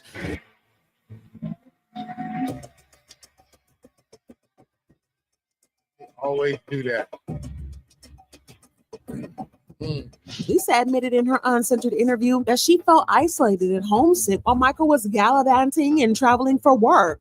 Here I am on this island. Yes, it's beautiful, but I have no friends, no family, no career. She shared. The loneliness was unbearable. So in an effort to bring some normalcy back to her life, Lisa invited Dwayne Martin, her close friend and co-star from All of Us, to visit her and Michael in Turks and Caicos. And y'all, let me tell you, the decision turned out to be the worst mistake of her life. Now, y'all, this is where things started to spiral. Lisa's decision to introduce her husband Michael to Dwayne Martin seemed innocent at first. Dwayne had been her close friend and co-star for years, someone she trusted like family.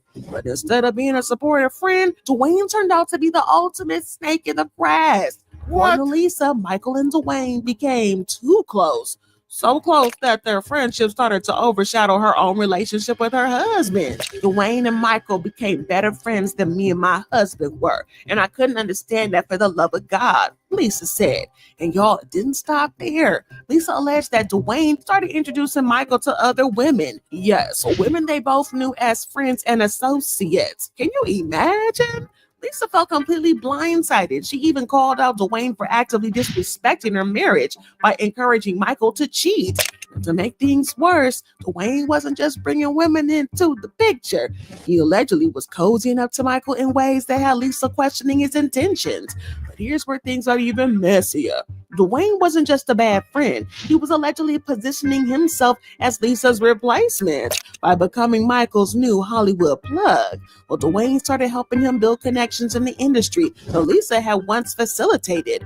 Talk about betrayal on another level. Lisa declared in her uncensored interview, I lost my husband to Dwayne Martin. And no, at the time, she didn't mean romantically, at least not yet. She meant that Dwayne had taken her place as Michael's closest confidant and ally, tearing apart what was left of their marriage. And just when you thought that things couldn't get worse, it does, because Lisa revealed that she tried to set boundaries with Dwayne, telling him to stay away from her marriage and her home. But did he listen? Absolutely not. Instead, Dwayne kept inserting himself into her life, and y'all, it was blatant. Imagine this. Lisa's butler had to call her to ask where to house Dwayne because he showed up unannounced while Michael wasn't even home.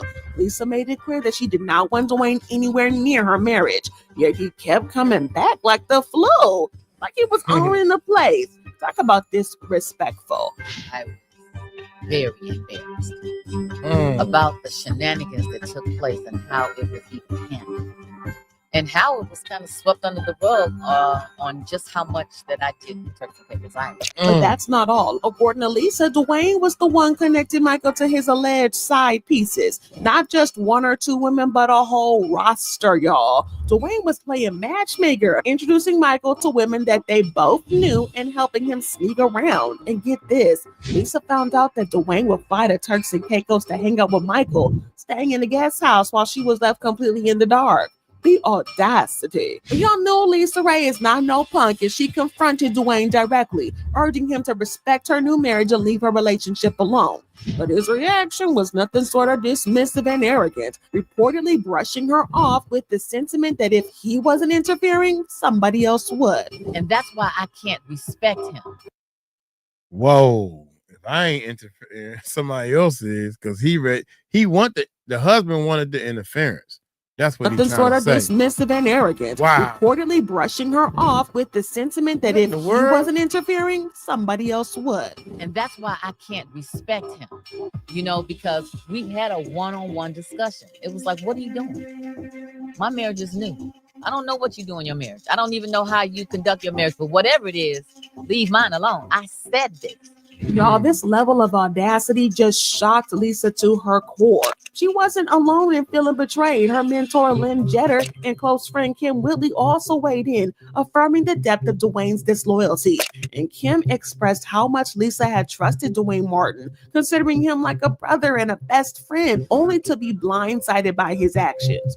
Now, for Lisa, the entire ordeal remains a painful reminder of the havoc Dwayne Martin wreaked on her life. Reflecting on it during a 2019 interview, she didn't hold back, making it clear just how much this betrayal affected her. But y'all, if you thought Dwayne Martin's involvement in Lisa Ray's marriage was messy, just wait, because there's another layer to add to this onion story. Now, Lisa Ray's recent interview with Carlos King revealed yet another betrayal, this time involving Eddie Murphy's ex-wife, Nicole Murphy. Let me tell you, Lisa didn't hold back when she spilled all the tea, because Carlos asked her point blank. There was a long pause, almost like Lisa Ray was deciding just how much she wanted to expose. Yes, Lisa Ray confirmed that Nicole Murphy, someone that she once called friend, had an affair with her ex-husband, Michael Missick. And this wasn't just some random accusation. Lisa Ray revealed that her mother had warned her about Nicole way back then. Lisa shared, she was at my bachelor party, but you know what? At the time, my mother told me, you need to watch that one. Talk about mother's tuition. But you know what? At that time, my mother told me, you better watch out there. I was like, oh, it's the one dancing. She said, yes, Eddie Murphy's. What? I said, you better watch out. Current wife at the time of the Wow. It got even worse, because Lisa Ray didn't just rely on her gut feelings. She had receipts. She claimed to have obtained I the talk tape about my that music too allegedly loud. showed Nicole Murphy dropping Michael Missick off at a private airport in her car. Lisa Ray tell her it was something like out of a movie. They opened the gate and they pulled up to the plane, and she gets out and he gets out. Lisa Ray said, and I go, oh, I didn't know y'all knew each other. The shade practically wrote itself. And just to stir the pot a little more, Lisa Ray didn't keep the tea to herself. She said she sent the tape to Nicole's then boyfriend Michael Strahan to let him know what was up. I had checked the manifest of my plane, because we on the plane. And so when you check that list, it says all the people that have rolled on the plane.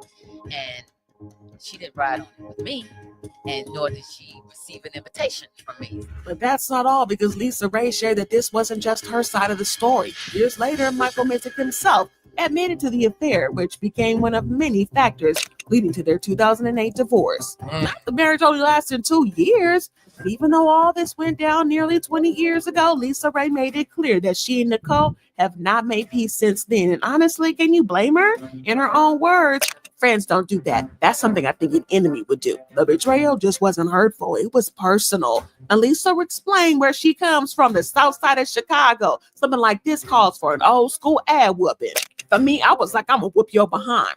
I just had too many other things going on, but I can't say that I didn't try to get her. And the tension, y'all, didn't stop there because Lisa Ray added that Nicole had the nerve to say some slick stuff to her, which almost escalated things further. Lisa Ray said, I had to let her know that I'm not the one or the two. Y'all, I'm pretty sure Lisa Ray would have won that fight. But now, if you thought that Dwayne Martin's entanglements couldn't get messier, buckle up, buttercup, because it seems that Dwayne has a habit of getting way too close to other people's husbands. And this time, the drama doesn't just stop with Lisa Ray's ex. It stretches right into Will Smith and 𝗓𝗓𝗡𝗞𝗦 Smith's marriage. Yes, you heard. Somebody told me I made my pictures in the book. You know, your pictures in the book and your name is in the book. So it's like you're doing some real elegant pimp. I'm blowing you up. I love that. I love you up. Recently, Will Smith's former assistant brother Bilal sat down with gossip blogger Tasha K and dropped a bombshell that left the internet in shambles. And y'all know Tasha K, she's no stranger to spicy interviews. She gave Bilal the platform to air some wild allegations while promoting his book, Will Smith Demonic Circle. And honey, what he said was nothing sort of jaw-dropping. To work with them. And then I saw sexual acts that I walked in on. I am saying to you, if a woman is used to something the size of a baby leg and you come in with a pinky toe, there's nothing you going to do to please her. Now, in the interview, Bilal claimed that he walked in on an intimate moment between Dwayne Martin and Will Smith. His words, straight up explicit. I opened the door to Dwayne's dressing room, and that's when I see Dwayne having anal S with Will. Bilal said going into a way more graphic detail than anybody asked for. He described the scene as red rum, leaving no ambiguity about what he claimed to have witnessed. And can we be real a second for a millisecond? This kind of allegation is enough to shake even the most solid Hollywood reputations. And naturally, fans were left reeling. But here's the thing, these claims remained unverified. No one else has corroborated Bilal's story. Let's face it, with a book to sell, there's every reason to take this with a grain of salt. Still, the damage was done. What's out there is already out there, and the internet never forgets. So I open the door to Dwayne's dressing room, and that's when I see Dwayne and having anal sex with Will. New process that pussy. But of course, Will and Jada weren't about to let that slide. The Smiths fiercely denied the claims, with reps calling them unequivocally false and completely fabricated. They even threatened to sue Bilal for defamation. But here's the thing, no matter how hard you deny it, once a rumor like this hits the streets, it's hard to erase it because the internet will always remember. And this story is already all over the blogs and fueling speculation about the extent of Dwayne's influence and the secrets he might be hiding. Saying rumors out about people you love, like Will and Dwayne. I know. That just came out too recently. Yeah, you know, and let me just say this. It's ridiculous, right? But y'all want to know what's even more eyebrow raising? If these allegations are to be believed, and that's a big if, it seems like Dwayne has a pattern of getting involved with other people's relationships. First, it was Lisa Ray's husband, Michael Missick, where he allegedly wormed his way into the marriage under the guise of friendship. And now Brother Bilal's accusations are suggesting a familiar entanglement with Will Smith. It's giving Hollywood 𝗟𝗡𝗞𝗦. But whether any of this is true, the narrative paints a messy picture of Dwayne. It's giving homewrecker, and fans are already drawing their own conclusions. But y'all, this story was a whole roller coaster. Who would have thought that Gina from Martin, Tisha Campbell's husband, Dwayne Martin, was out here being a whole thought? Because this whole thing sounds like a roller coaster. From Lisa Ray exposing Dwayne for allegedly snaking his way into her marriage to the explosive claims about his alleged connection to Will Smith, the tea has left us shook and with a lot of questions. Did Dwayne Martin really have a pattern of going after other people's husbands? Or are these accusations just a messy tangle of speculation? Could there be deeper truths behind these shocking allegations against Dwayne and Will? Or is this just another example of Hollywood drama spiraling out of control? And most importantly, what other secrets might Lisa and others still be keeping locked away? We need to hear what y'all think about this. Drop your thoughts and theories in the comments below. And don't forget to hit that like button and subscribe for more juicy celebrity gossip. You know we spill it like none other. And before you go, make sure you check out our next video on Will Smith's alleged relationship with Bashir Gray during his mentorship. It's another wild ride and you don't want to miss it. See you there. So it looks like Wendy Williams' son, Kevin Jr., fully holds his father and Wendy's ex-husband, Kevin Hunter Sr., completely responsible for the bad things that happened to Wendy, and he has the receipts to back up his wild claims. Wendy and Kevin Sr. have been involved in a messy situation for a long time, going back to when Wendy filed for divorce in 2017, and things have been downhill for Wendy since then, with recent claims from her guardian that she is permanently incapacitated. Well, Junior is now pulling up with receipts about how his father is allegedly behind this, and how he is still trying to steal from Wendy, even with all that's going on. So what on earth is Kevin Sr. up to, and is he really in cahoots with Wendy's guardian to steal from her and ruin her life? Let's break this down. All right, so a lot of folks are rallying behind Wendy Williams, and one of her biggest supporters is her son, Kevin Hunter Jr., and we're going to call him Junior to avoid any Kevin confusion. Wendy and Kevin tied the knot back in 1999, and things were fine. Well, until Kevin went and ruined it by getting his longtime mistress, Ksharina Hudson, pregnant.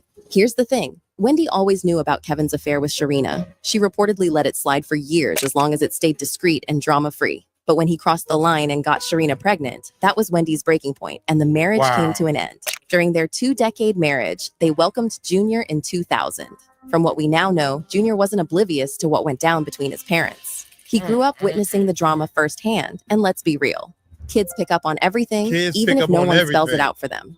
Plus, Junior was 19 when Wendy and Kevin split, so he wasn't some clueless kid. He was old enough to fully understand what was happening, especially since the media had a field day with the drama. There was no escaping it. Junior saw every messy detail, including how Wendy flipped the script and got some sweet petty revenge. Kevin himself admitted she pulled a power move by leaving him both divorced and jobless in one swoop.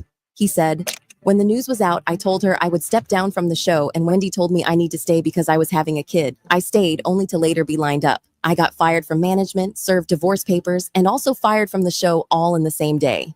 During their marriage, Wendy was the breadwinner, holding down the finances while Kevin was out here playing games. To make it worse, he and Ksharina were living off Wendy's dime. Kevin used her hard-earned money to fund his affair, buying Ksharina flashy cars, putting her in a house, and even launching a string of businesses for her that all flopped. When Wendy finally cut him off, folks thought Kevin would bounce back and prove all that talk about being the mastermind behind Wendy's success. I mean, he always bragged about making her, so you'd think he'd just repeat the process, right? Nope.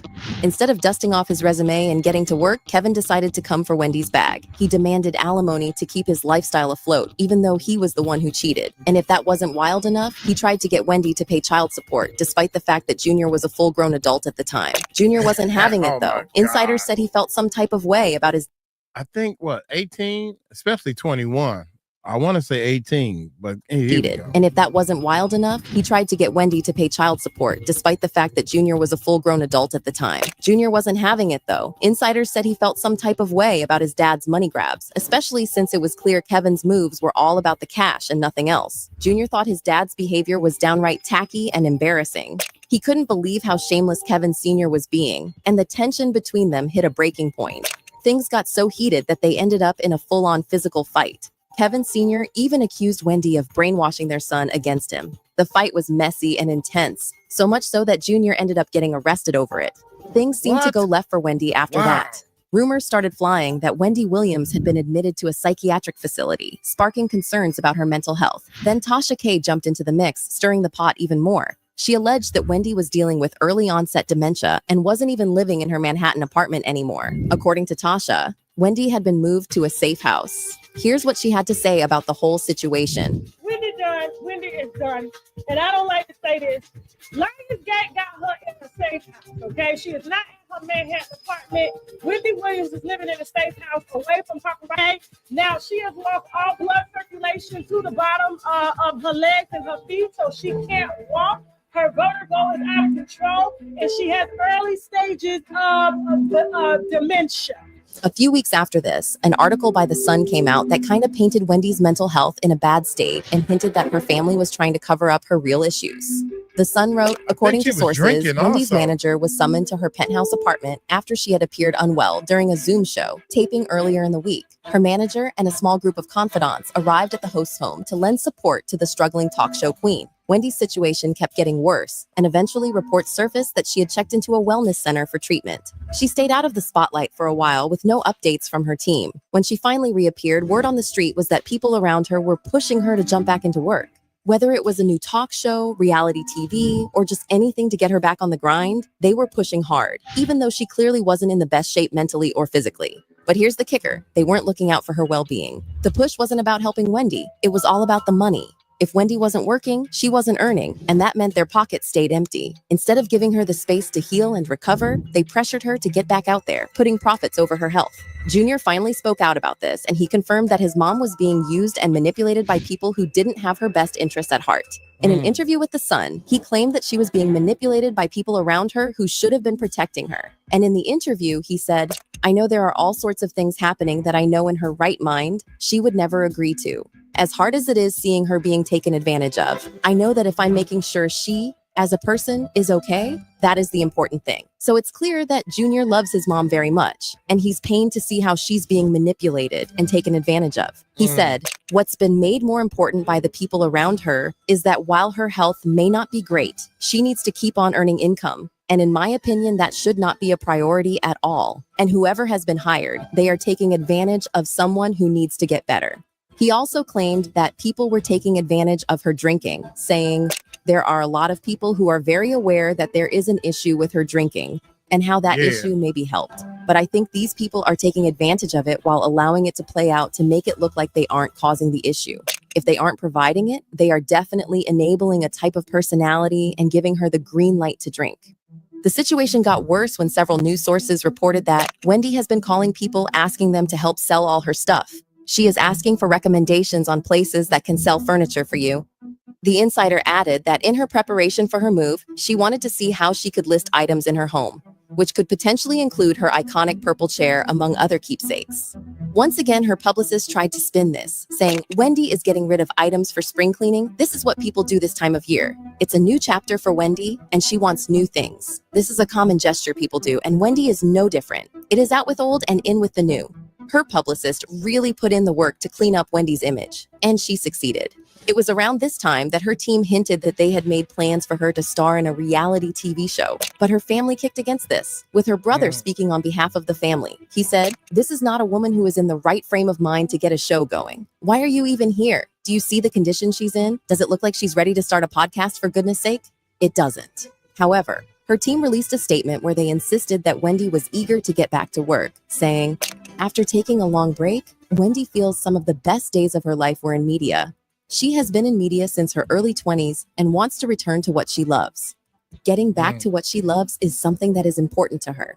After the previous drama simmered down, Wendy found herself facing more mental health-related challenges. Sort of. Her bank, Wells Fargo, pulled a move and locked her out of her account, blocking her from accessing her own cash, claiming she wasn't in the right headspace and wanted to slap her with a conservatorship, kind of like what went down with Britney Spears. Wendy went to war with the bank to get her hands on her money, but it only dug her into a deeper financial hole. With her income stream cut off, she was left in a tough spot. Sure, she had a bit stashed away to tide her over, but her bank was playing keep away with her funds. As if things weren't already bad enough, Wendy's ex-husband, Kevin Hunter, decided to add fuel to the fire by suing her. Since she stopped paying him alimony, he came for her cash, accusing her team of shady behavior. He even went off saying, "Wendy was in rehab and these people just stopped depositing my money cold turkey. These people have tried to starve me out. At the end of the day, I earned that money and I'm not letting them take it. I know she is not in a good place and she is surrounded by people who are taking advantage of her condition, including this so-called guardianship."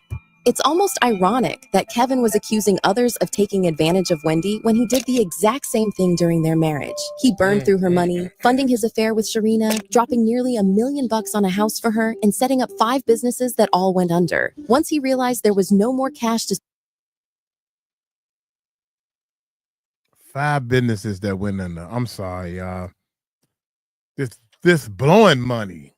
Jesus. marriage. He burned through her money, funding his affair with Sharina, dropping nearly $1 million on a house for her, and setting up 5 businesses that all went under. Once he realized there was no more cash to squeeze out of Wendy, he thought he'd hit her with a lawsuit, but the court wasn't having it. Wendy had a solid alimony agreement, which stated that she didn't owe him anything if she left the Wendy Williams show. So Kevin's attempt to come for her money got shut down real quick. And speaking of Kevin, well, he has gotten his share of karma because he has since come out to admit that he has gone broke. He eventually had to come out TP publicly ask for money, saying, "I have fallen behind on most of my bills. I'm behind on credit card payments because I have no money since the severance payments were suspended. My life has been greatly affected since the plaintiff stopped making payments under our settlement agreement.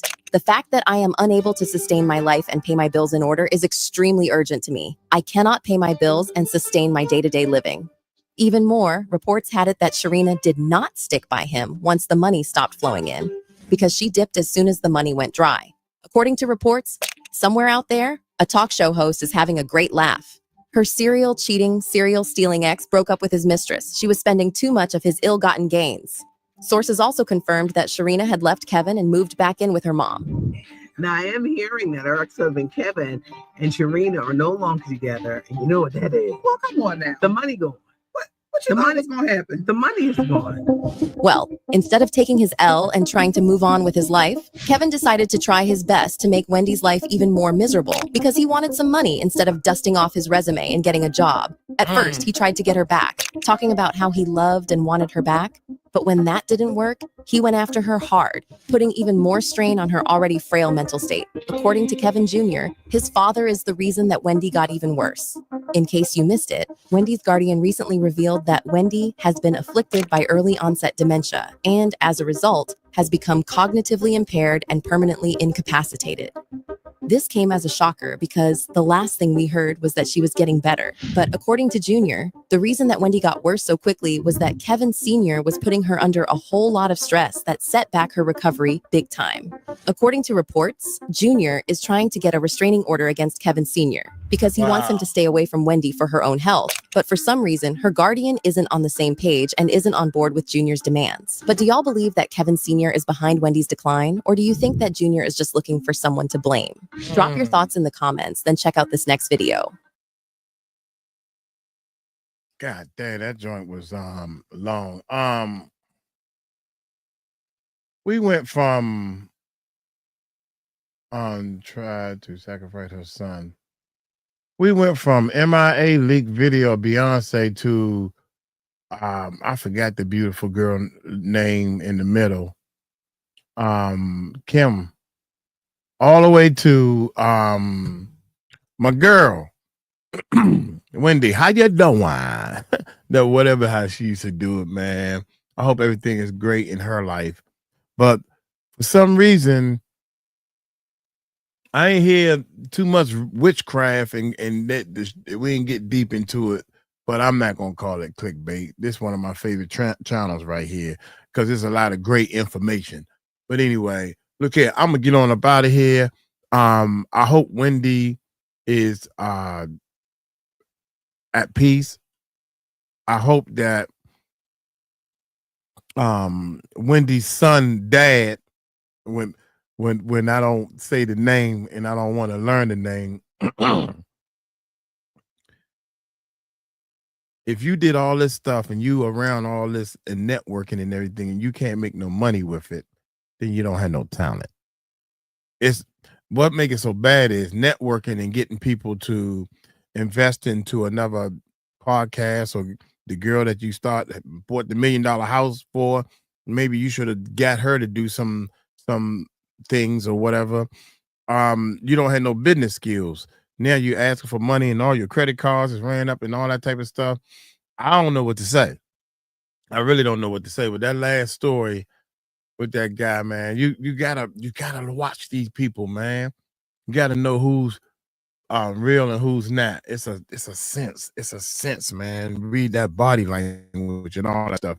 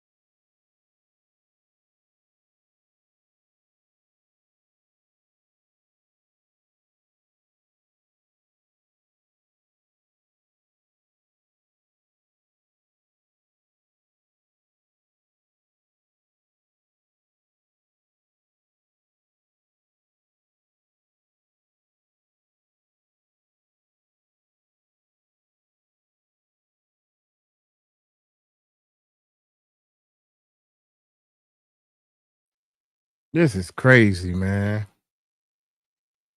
I won two. Is this thing on?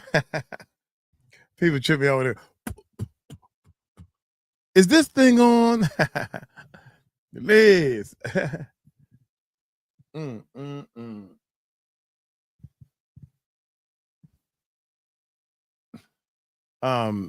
Rita, what's going on, Rita? Am I saying your name right now, dear?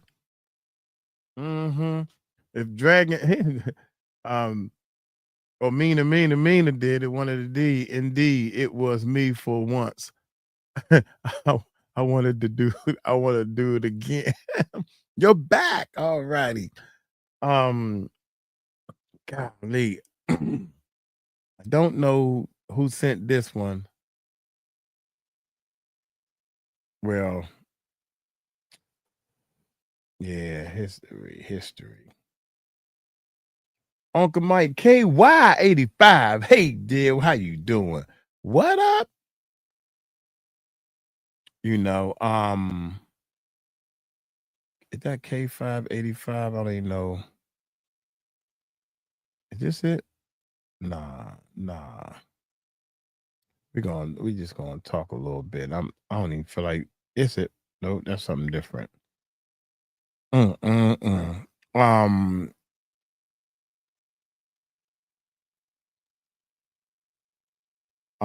Which on? What? Which on? Watch on? Huh?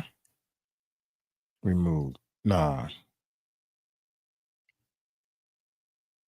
Hey, Uncle Mike. Here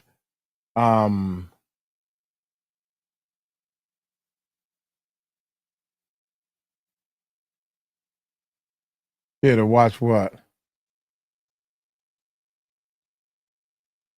Scared to watch what? The what you call that thing?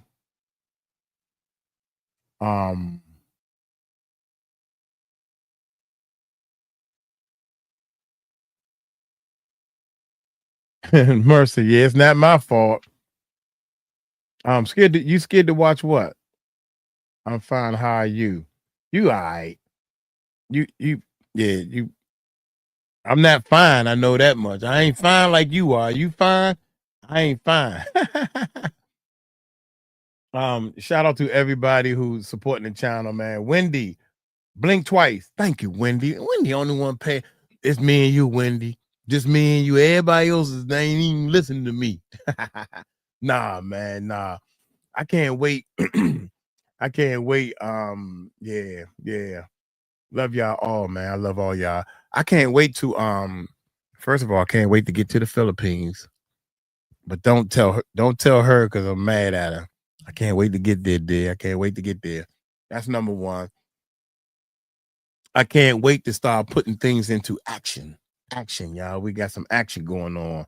And the channel is growing, man. The channel is growing. Guess what? 𝗘𝐎85.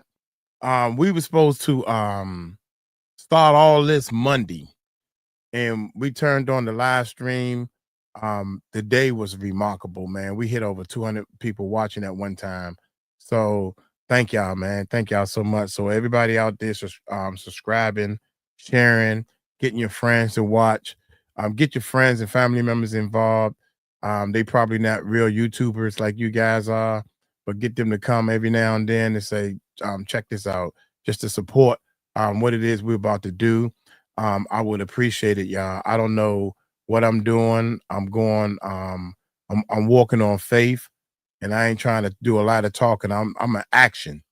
I do my thing in action. Verb. I'm a verb. So y'all should call Mike the Verb. that can be a what you call it? What you call it? Like a secret handshake. Mike Cross the Verb. I did my thing in action. Verb. To run, to walk. Us old heads know what I'm talking about. That's Schoolhouse Rock, baby. What up, Mike? Yeah. So anyway, Mike the Verb. Yeah. Mike's the Verb nickname. Yeah. That'll be our secret. You know, so and I'm hoping the the first of the year, we're gonna put a plan together. So all through 30-day plan, and we're gonna activate. You got January, February. I know by February, at the end of February, March. There you go. March, we marching, baby. We marching. We're gonna have power and everything. We're gonna have a strong team. Y'all watch March. It's gonna take a little while to get this thing together. We got some people coming on and all that good stuff. I'm just a Bill was my favorite. Only a but the Bill was cool though. He was cool. That's why it's your favorite. He was cool. He was laying on Capitol Hill. Yeah. I'm just a Bill. Yes, I'm only a Bill. And I'm sitting here on Capitol Hill. I played in a band that played that. You know, we turned that into a little go-go. There's a Bill up on top of Capitol Hill. Bop, bop, bop, something like that. Anyway, hey bro, can you show the video of you flying like a Superman? Okay, cool. Watch this. Let's do that then. Let's do that. Okay, yeah. Nah, homie. I like Charleston White, man. I thought he was cool, man. Charleston White said, yeah. Nah, homie. You don't supposed to do that. Yeah. All right.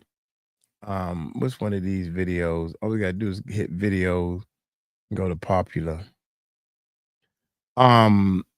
Which one you want to see with the lead guitar? Hey, yeah, let's talk about this one right here. Wait a minute. What I'm gonna do is wait a minute. Let me see something. Let's break this down real quick. Let's break this down. Wait a minute. How you get the okay, I know how to do this. I'm learning what to click on, man. Yeah. Here we go. Oh shoot. Did I? Yeah, okay. It switches automatically to that. Okay, and it's up there. Okay. I'm gonna do a it was time for a new intro, right? And we wanted to do more of a rock style intro, and I couldn't think of something. And we had just gotten the plaque. So should we do this one first? Well, since it's up there, we'll do this one. This is the newest intro. And I wanted to use my green room. I got a room that I paint the whole room green, and it wouldn't key. They call it keying, where you green anything that's green with black everything out. But it wouldn't work right. I don't know what I'm doing. So I painted, maybe it's the wrong color green, right? Maybe it's the wrong color green.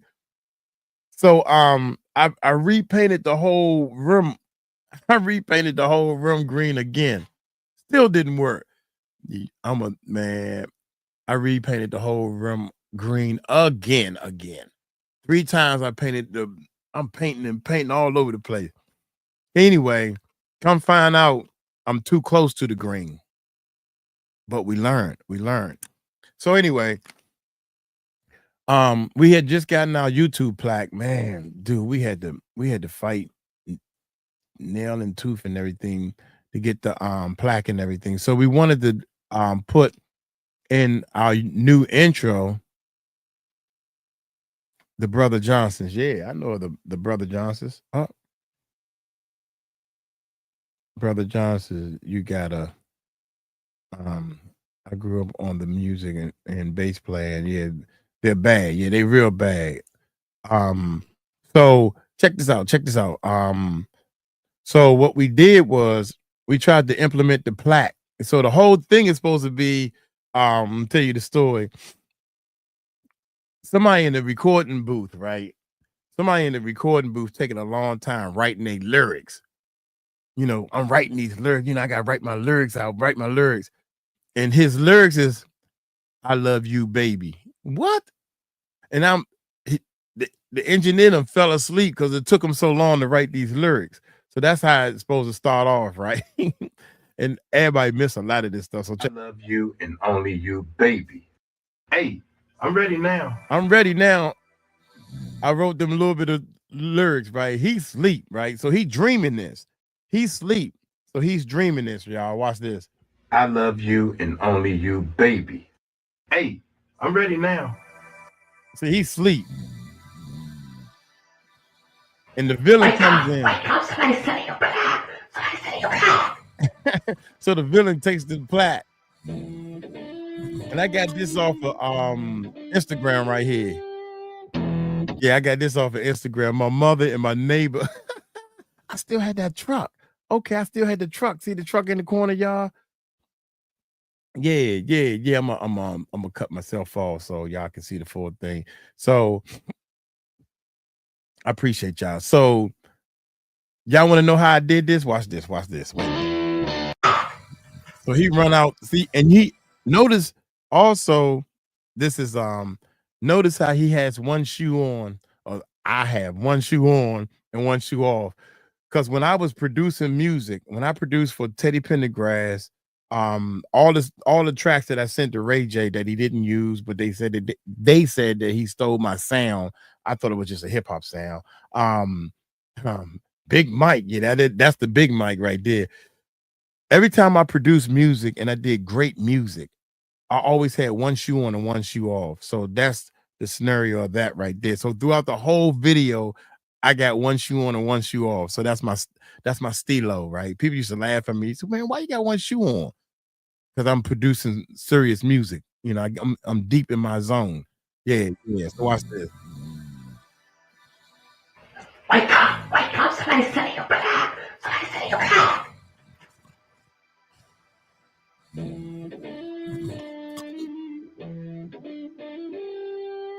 Same hat.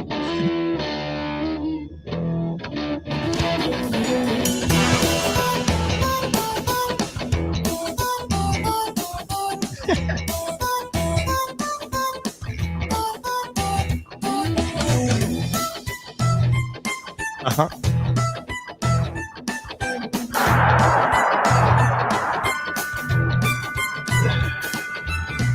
Hey, what do you want now, damn it?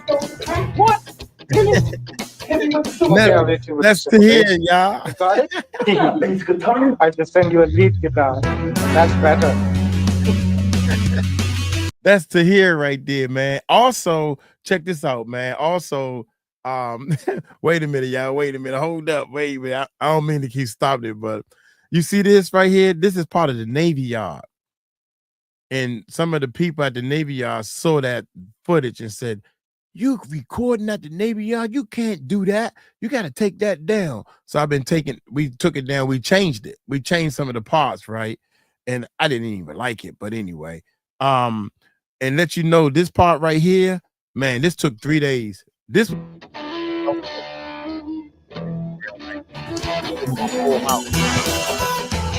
camera shake. You see, when I hit the ground, I landed on the ground and the dirt and the dust and all that stuff didn't come out nowhere near like I wanted it to. Oh man, yeah. Oh, stop.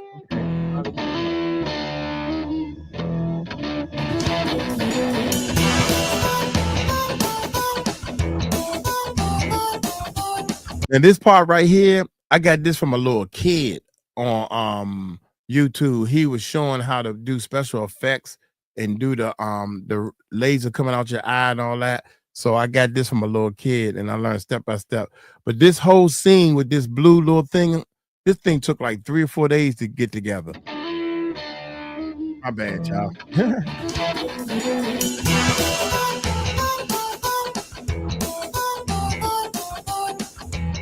That's like 3 or 4 days to get together.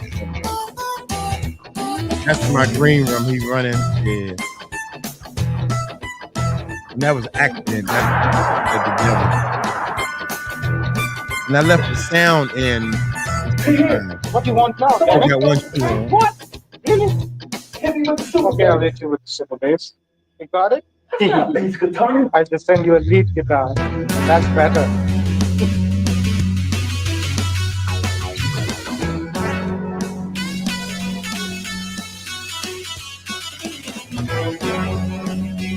So he's supposed to be playing the lead guitar so funky that the lead guitar is coming back to the recording studio. And he dreaming all this. So he wake up, be like, what? Was I dreaming? What is the plaque is glowing and that lead guitar is shaking. So like, was I dreaming this? I must have not been dreaming because the plaque is glowing and the guitar is shaking. And I think a lot of people missed that. I'm almost sure they missed it. But that's that intro. What is YouTube? How y'all doing? Yeah. All right, that's that one right there. Now I'm gonna show y'all the other one real quick. I think the first intro, our first intro, there was a guy on YouTube that did the intro, and the whole thing that tripped me out was people were saying that I didn't have any talent. You call yourself a producer, you're not a producer. You know, so I fought to get this whole thing together. See Murphy comment. What's Murphy say? Oh, what? Oh my God, here we go. Mike don't want to keep repeating it. Oh.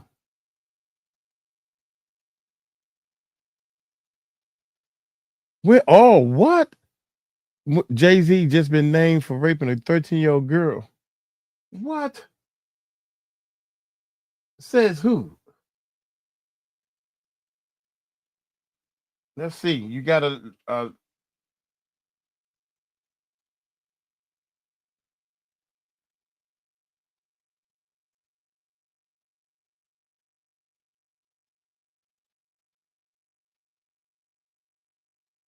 where's that at? We got a link or anything, y'all?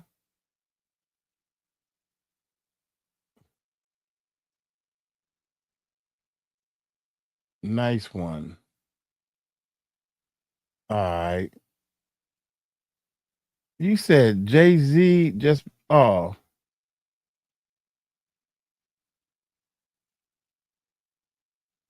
Oh, no,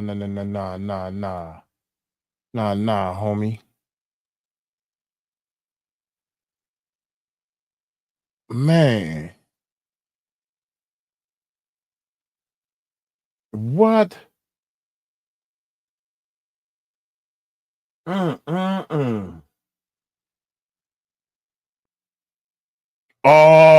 Sookie.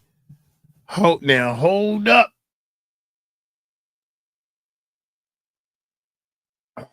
Shoot, what time is it? 7 o'clock. We can do 30 minutes of this. Should we change the title of the live stream? Oh my goodness. All my soul. That's one of the things we need to do.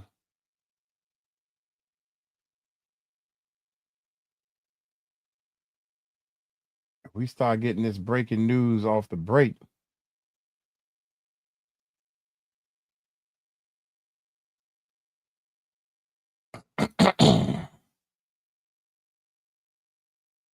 Oh, shoot.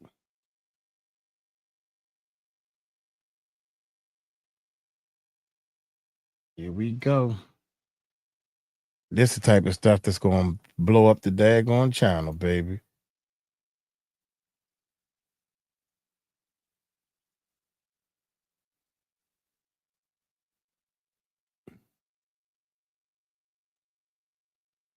Oh my goodness, I can't believe this. We talk about the intros another day.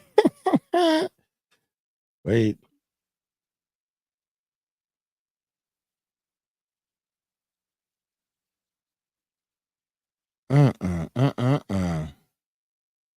Watch out there now. Is it a video?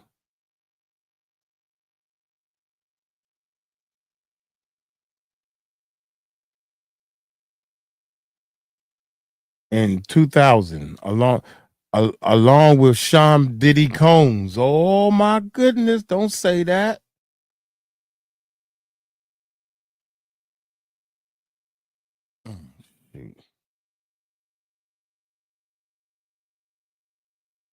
Maybe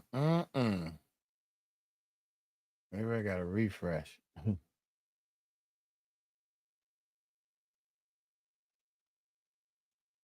What the? I kept saying,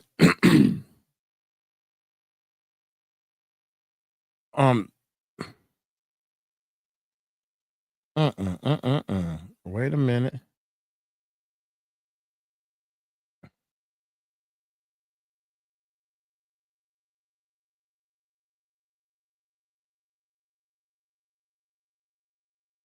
I need to get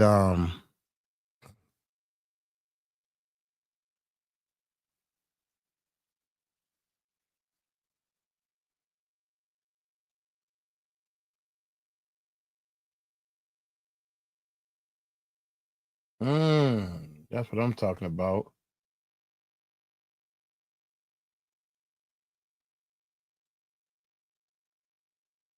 That's what I'm talking about right there.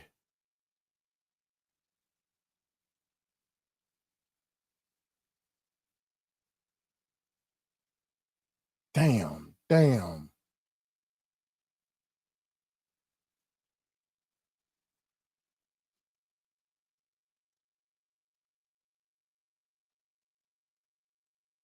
Can we change the title? To here might be sleep.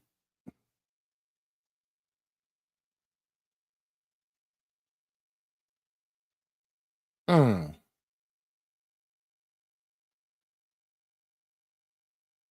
that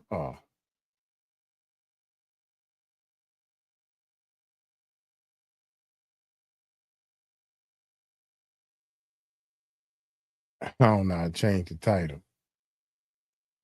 Oh man, that joint is up there already.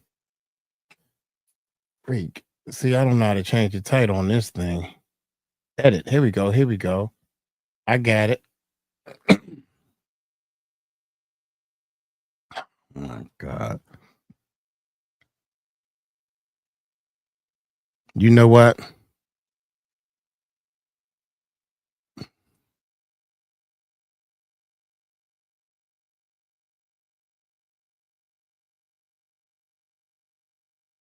Okay, I just changed the channel on the title.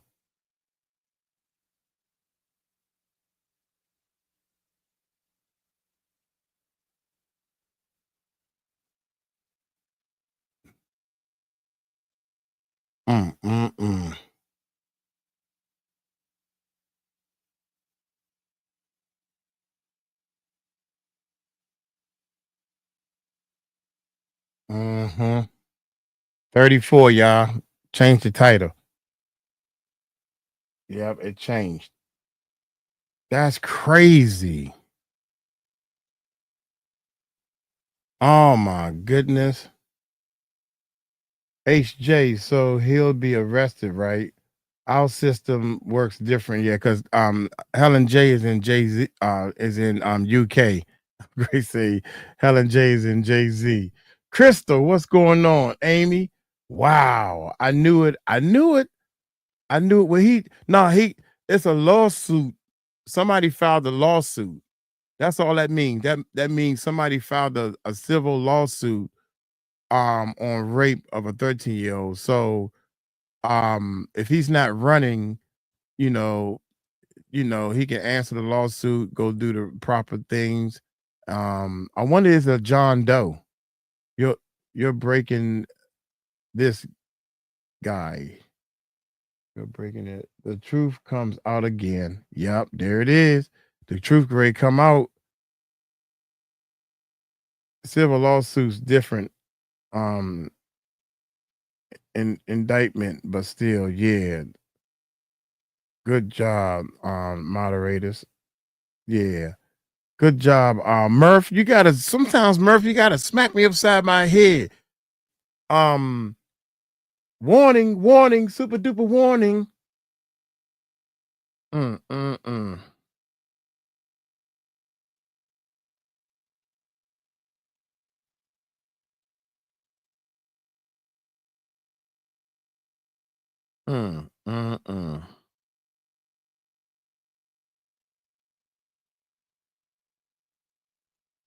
I gotta get ready to go, man. Mm, mm, mm.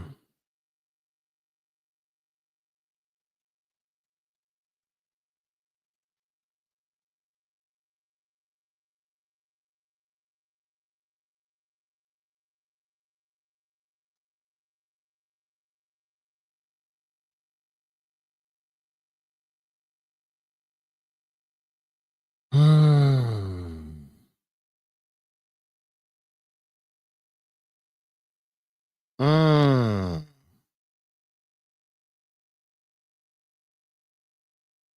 Mm. Mm. Mm.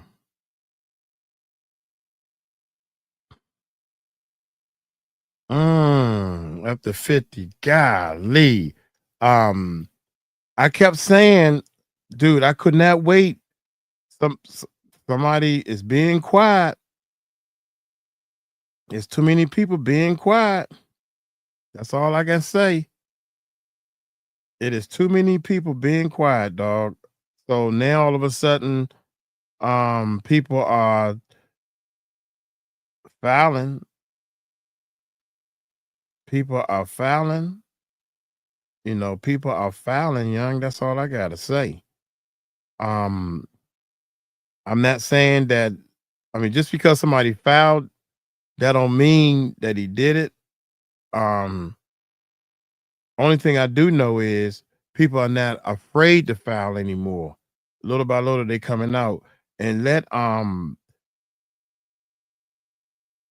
Diddy, who's still in jail, stay in jail and found guilty on all kinds of different counts, not on everything. Macadam, you know. So yeah, this is crazy. Somebody said I heard. I'm about to. It's 10 minutes, man. I gotta get on daggone. God dang. I ain't gonna do all this. I ain't gonna kill some people. I don't even don't mess with. Holler at some of my peeps. And yeah. He said 50 Cent. What? 50 Cent and even some NFL stars. I heard there's a bunch of people involved, like Kevin Hart and a bunch of others, allegedly. Oh my goodness. Somebody just hit me up.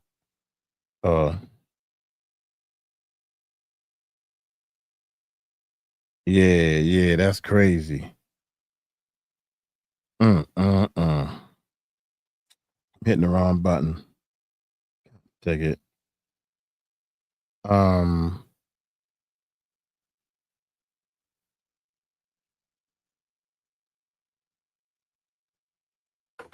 Uh-oh. Yeah.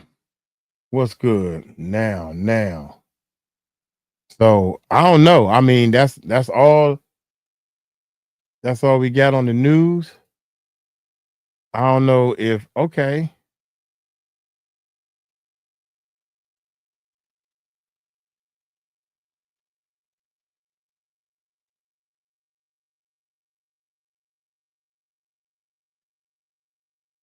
"13-year-old girl in 2000." How old was he in 2000? With Sean Combs. Jane Doe. I knew it was a Jane Doe.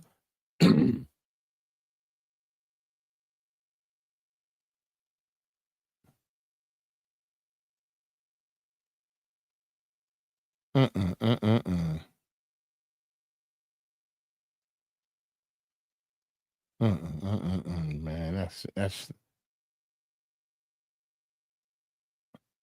I know I'm going too fast. I wish I could make this thing scroll.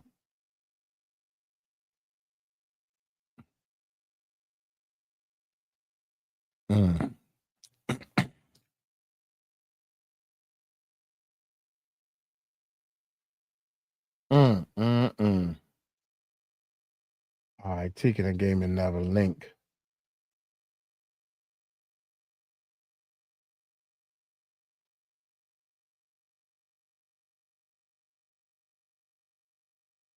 What's this?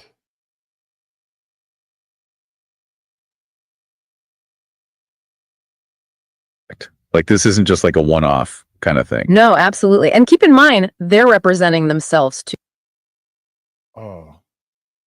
Well, that's something different, Tika? Of course.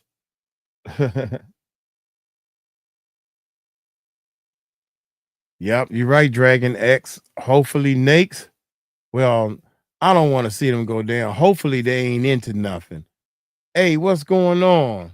Tony's Place, the girl was 𝗟𝗡𝗏𝗖𝗏. What? You think so? Tony's Place, you think so, man? Dang it. That would be a crazy twist if you right. Jaguar right. 1, 2, 1, 2, 3 creator. Jaguar was right. You right about that. Man, I believe he's going down. I believe he believe it too. But it's a civil suit for right now. But it's gonna make other people come out, man. I got 15 more minutes. Hey, I'm gonna leave this just like it is. Tahir can log in and cut it off, I guess. I'm gonna leave this just like it is.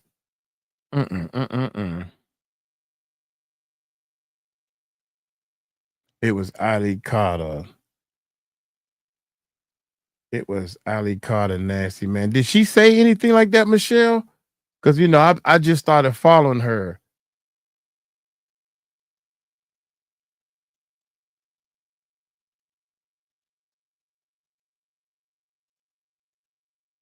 Mike, video has name. Yeah, I got to get ready to go, though, Tika. So she says she's 30. Did y'all see the video in the tunnel with 𝗟𝗡𝗏𝗏 was in? Rihanna was signing.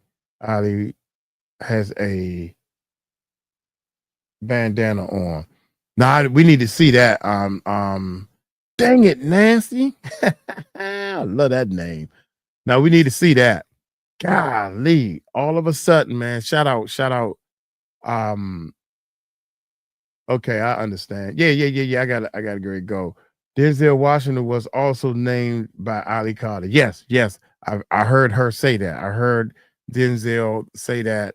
And the girl, Misha, who nobody hardly believes Nisha.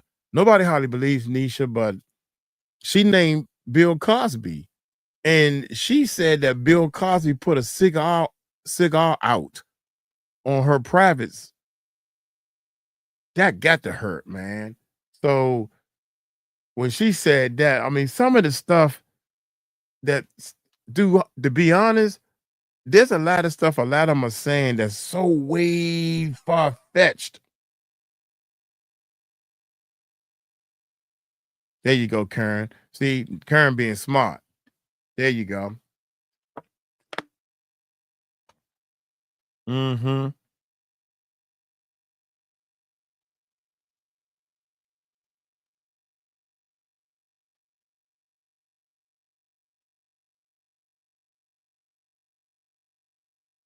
What's she saying?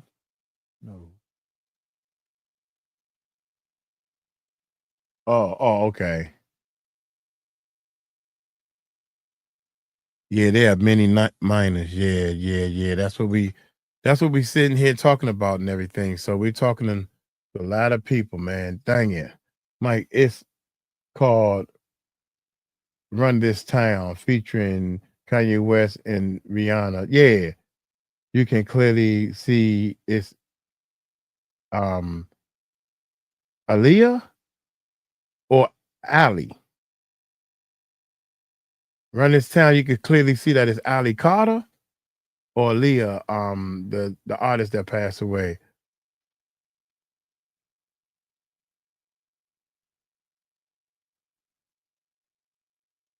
Oh, you saw in that video.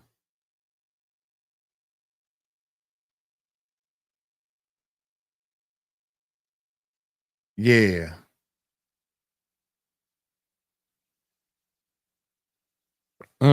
Y'all keep chat it up, baby.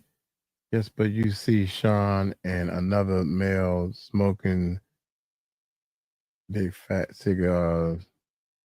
Wow, wow.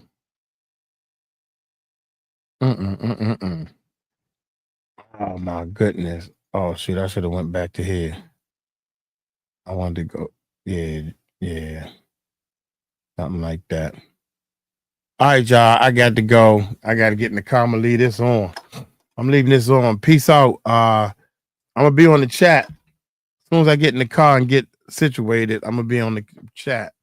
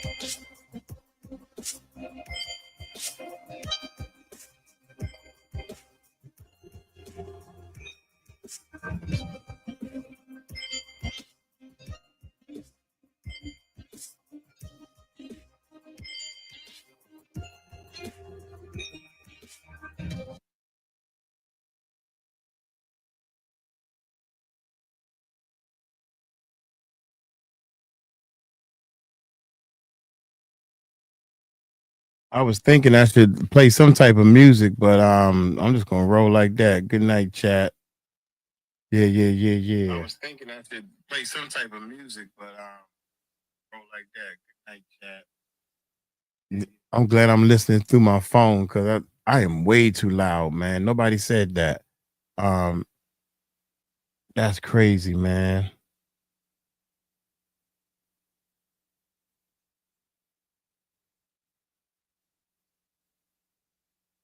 Yeah. Um,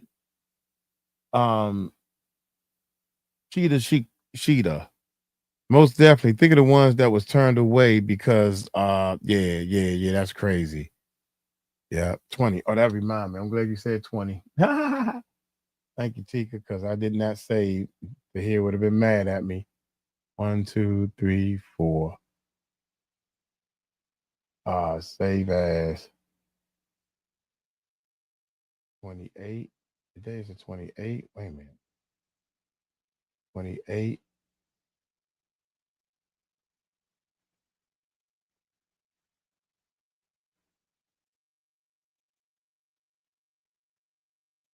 I gotta go, man. I got to go. I'm running late now. Hey, see y'all. See y'all.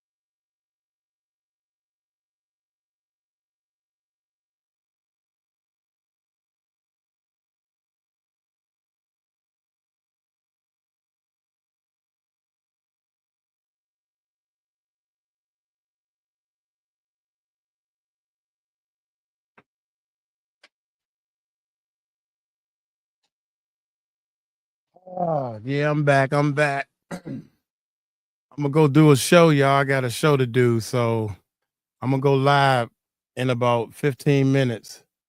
So y'all take it light, take it slow. Tell my Uncle Mike told you so. I'm gonna go live with my phone. At the can't wait to see you, Mike. Oh, legit. Peace out, y'all.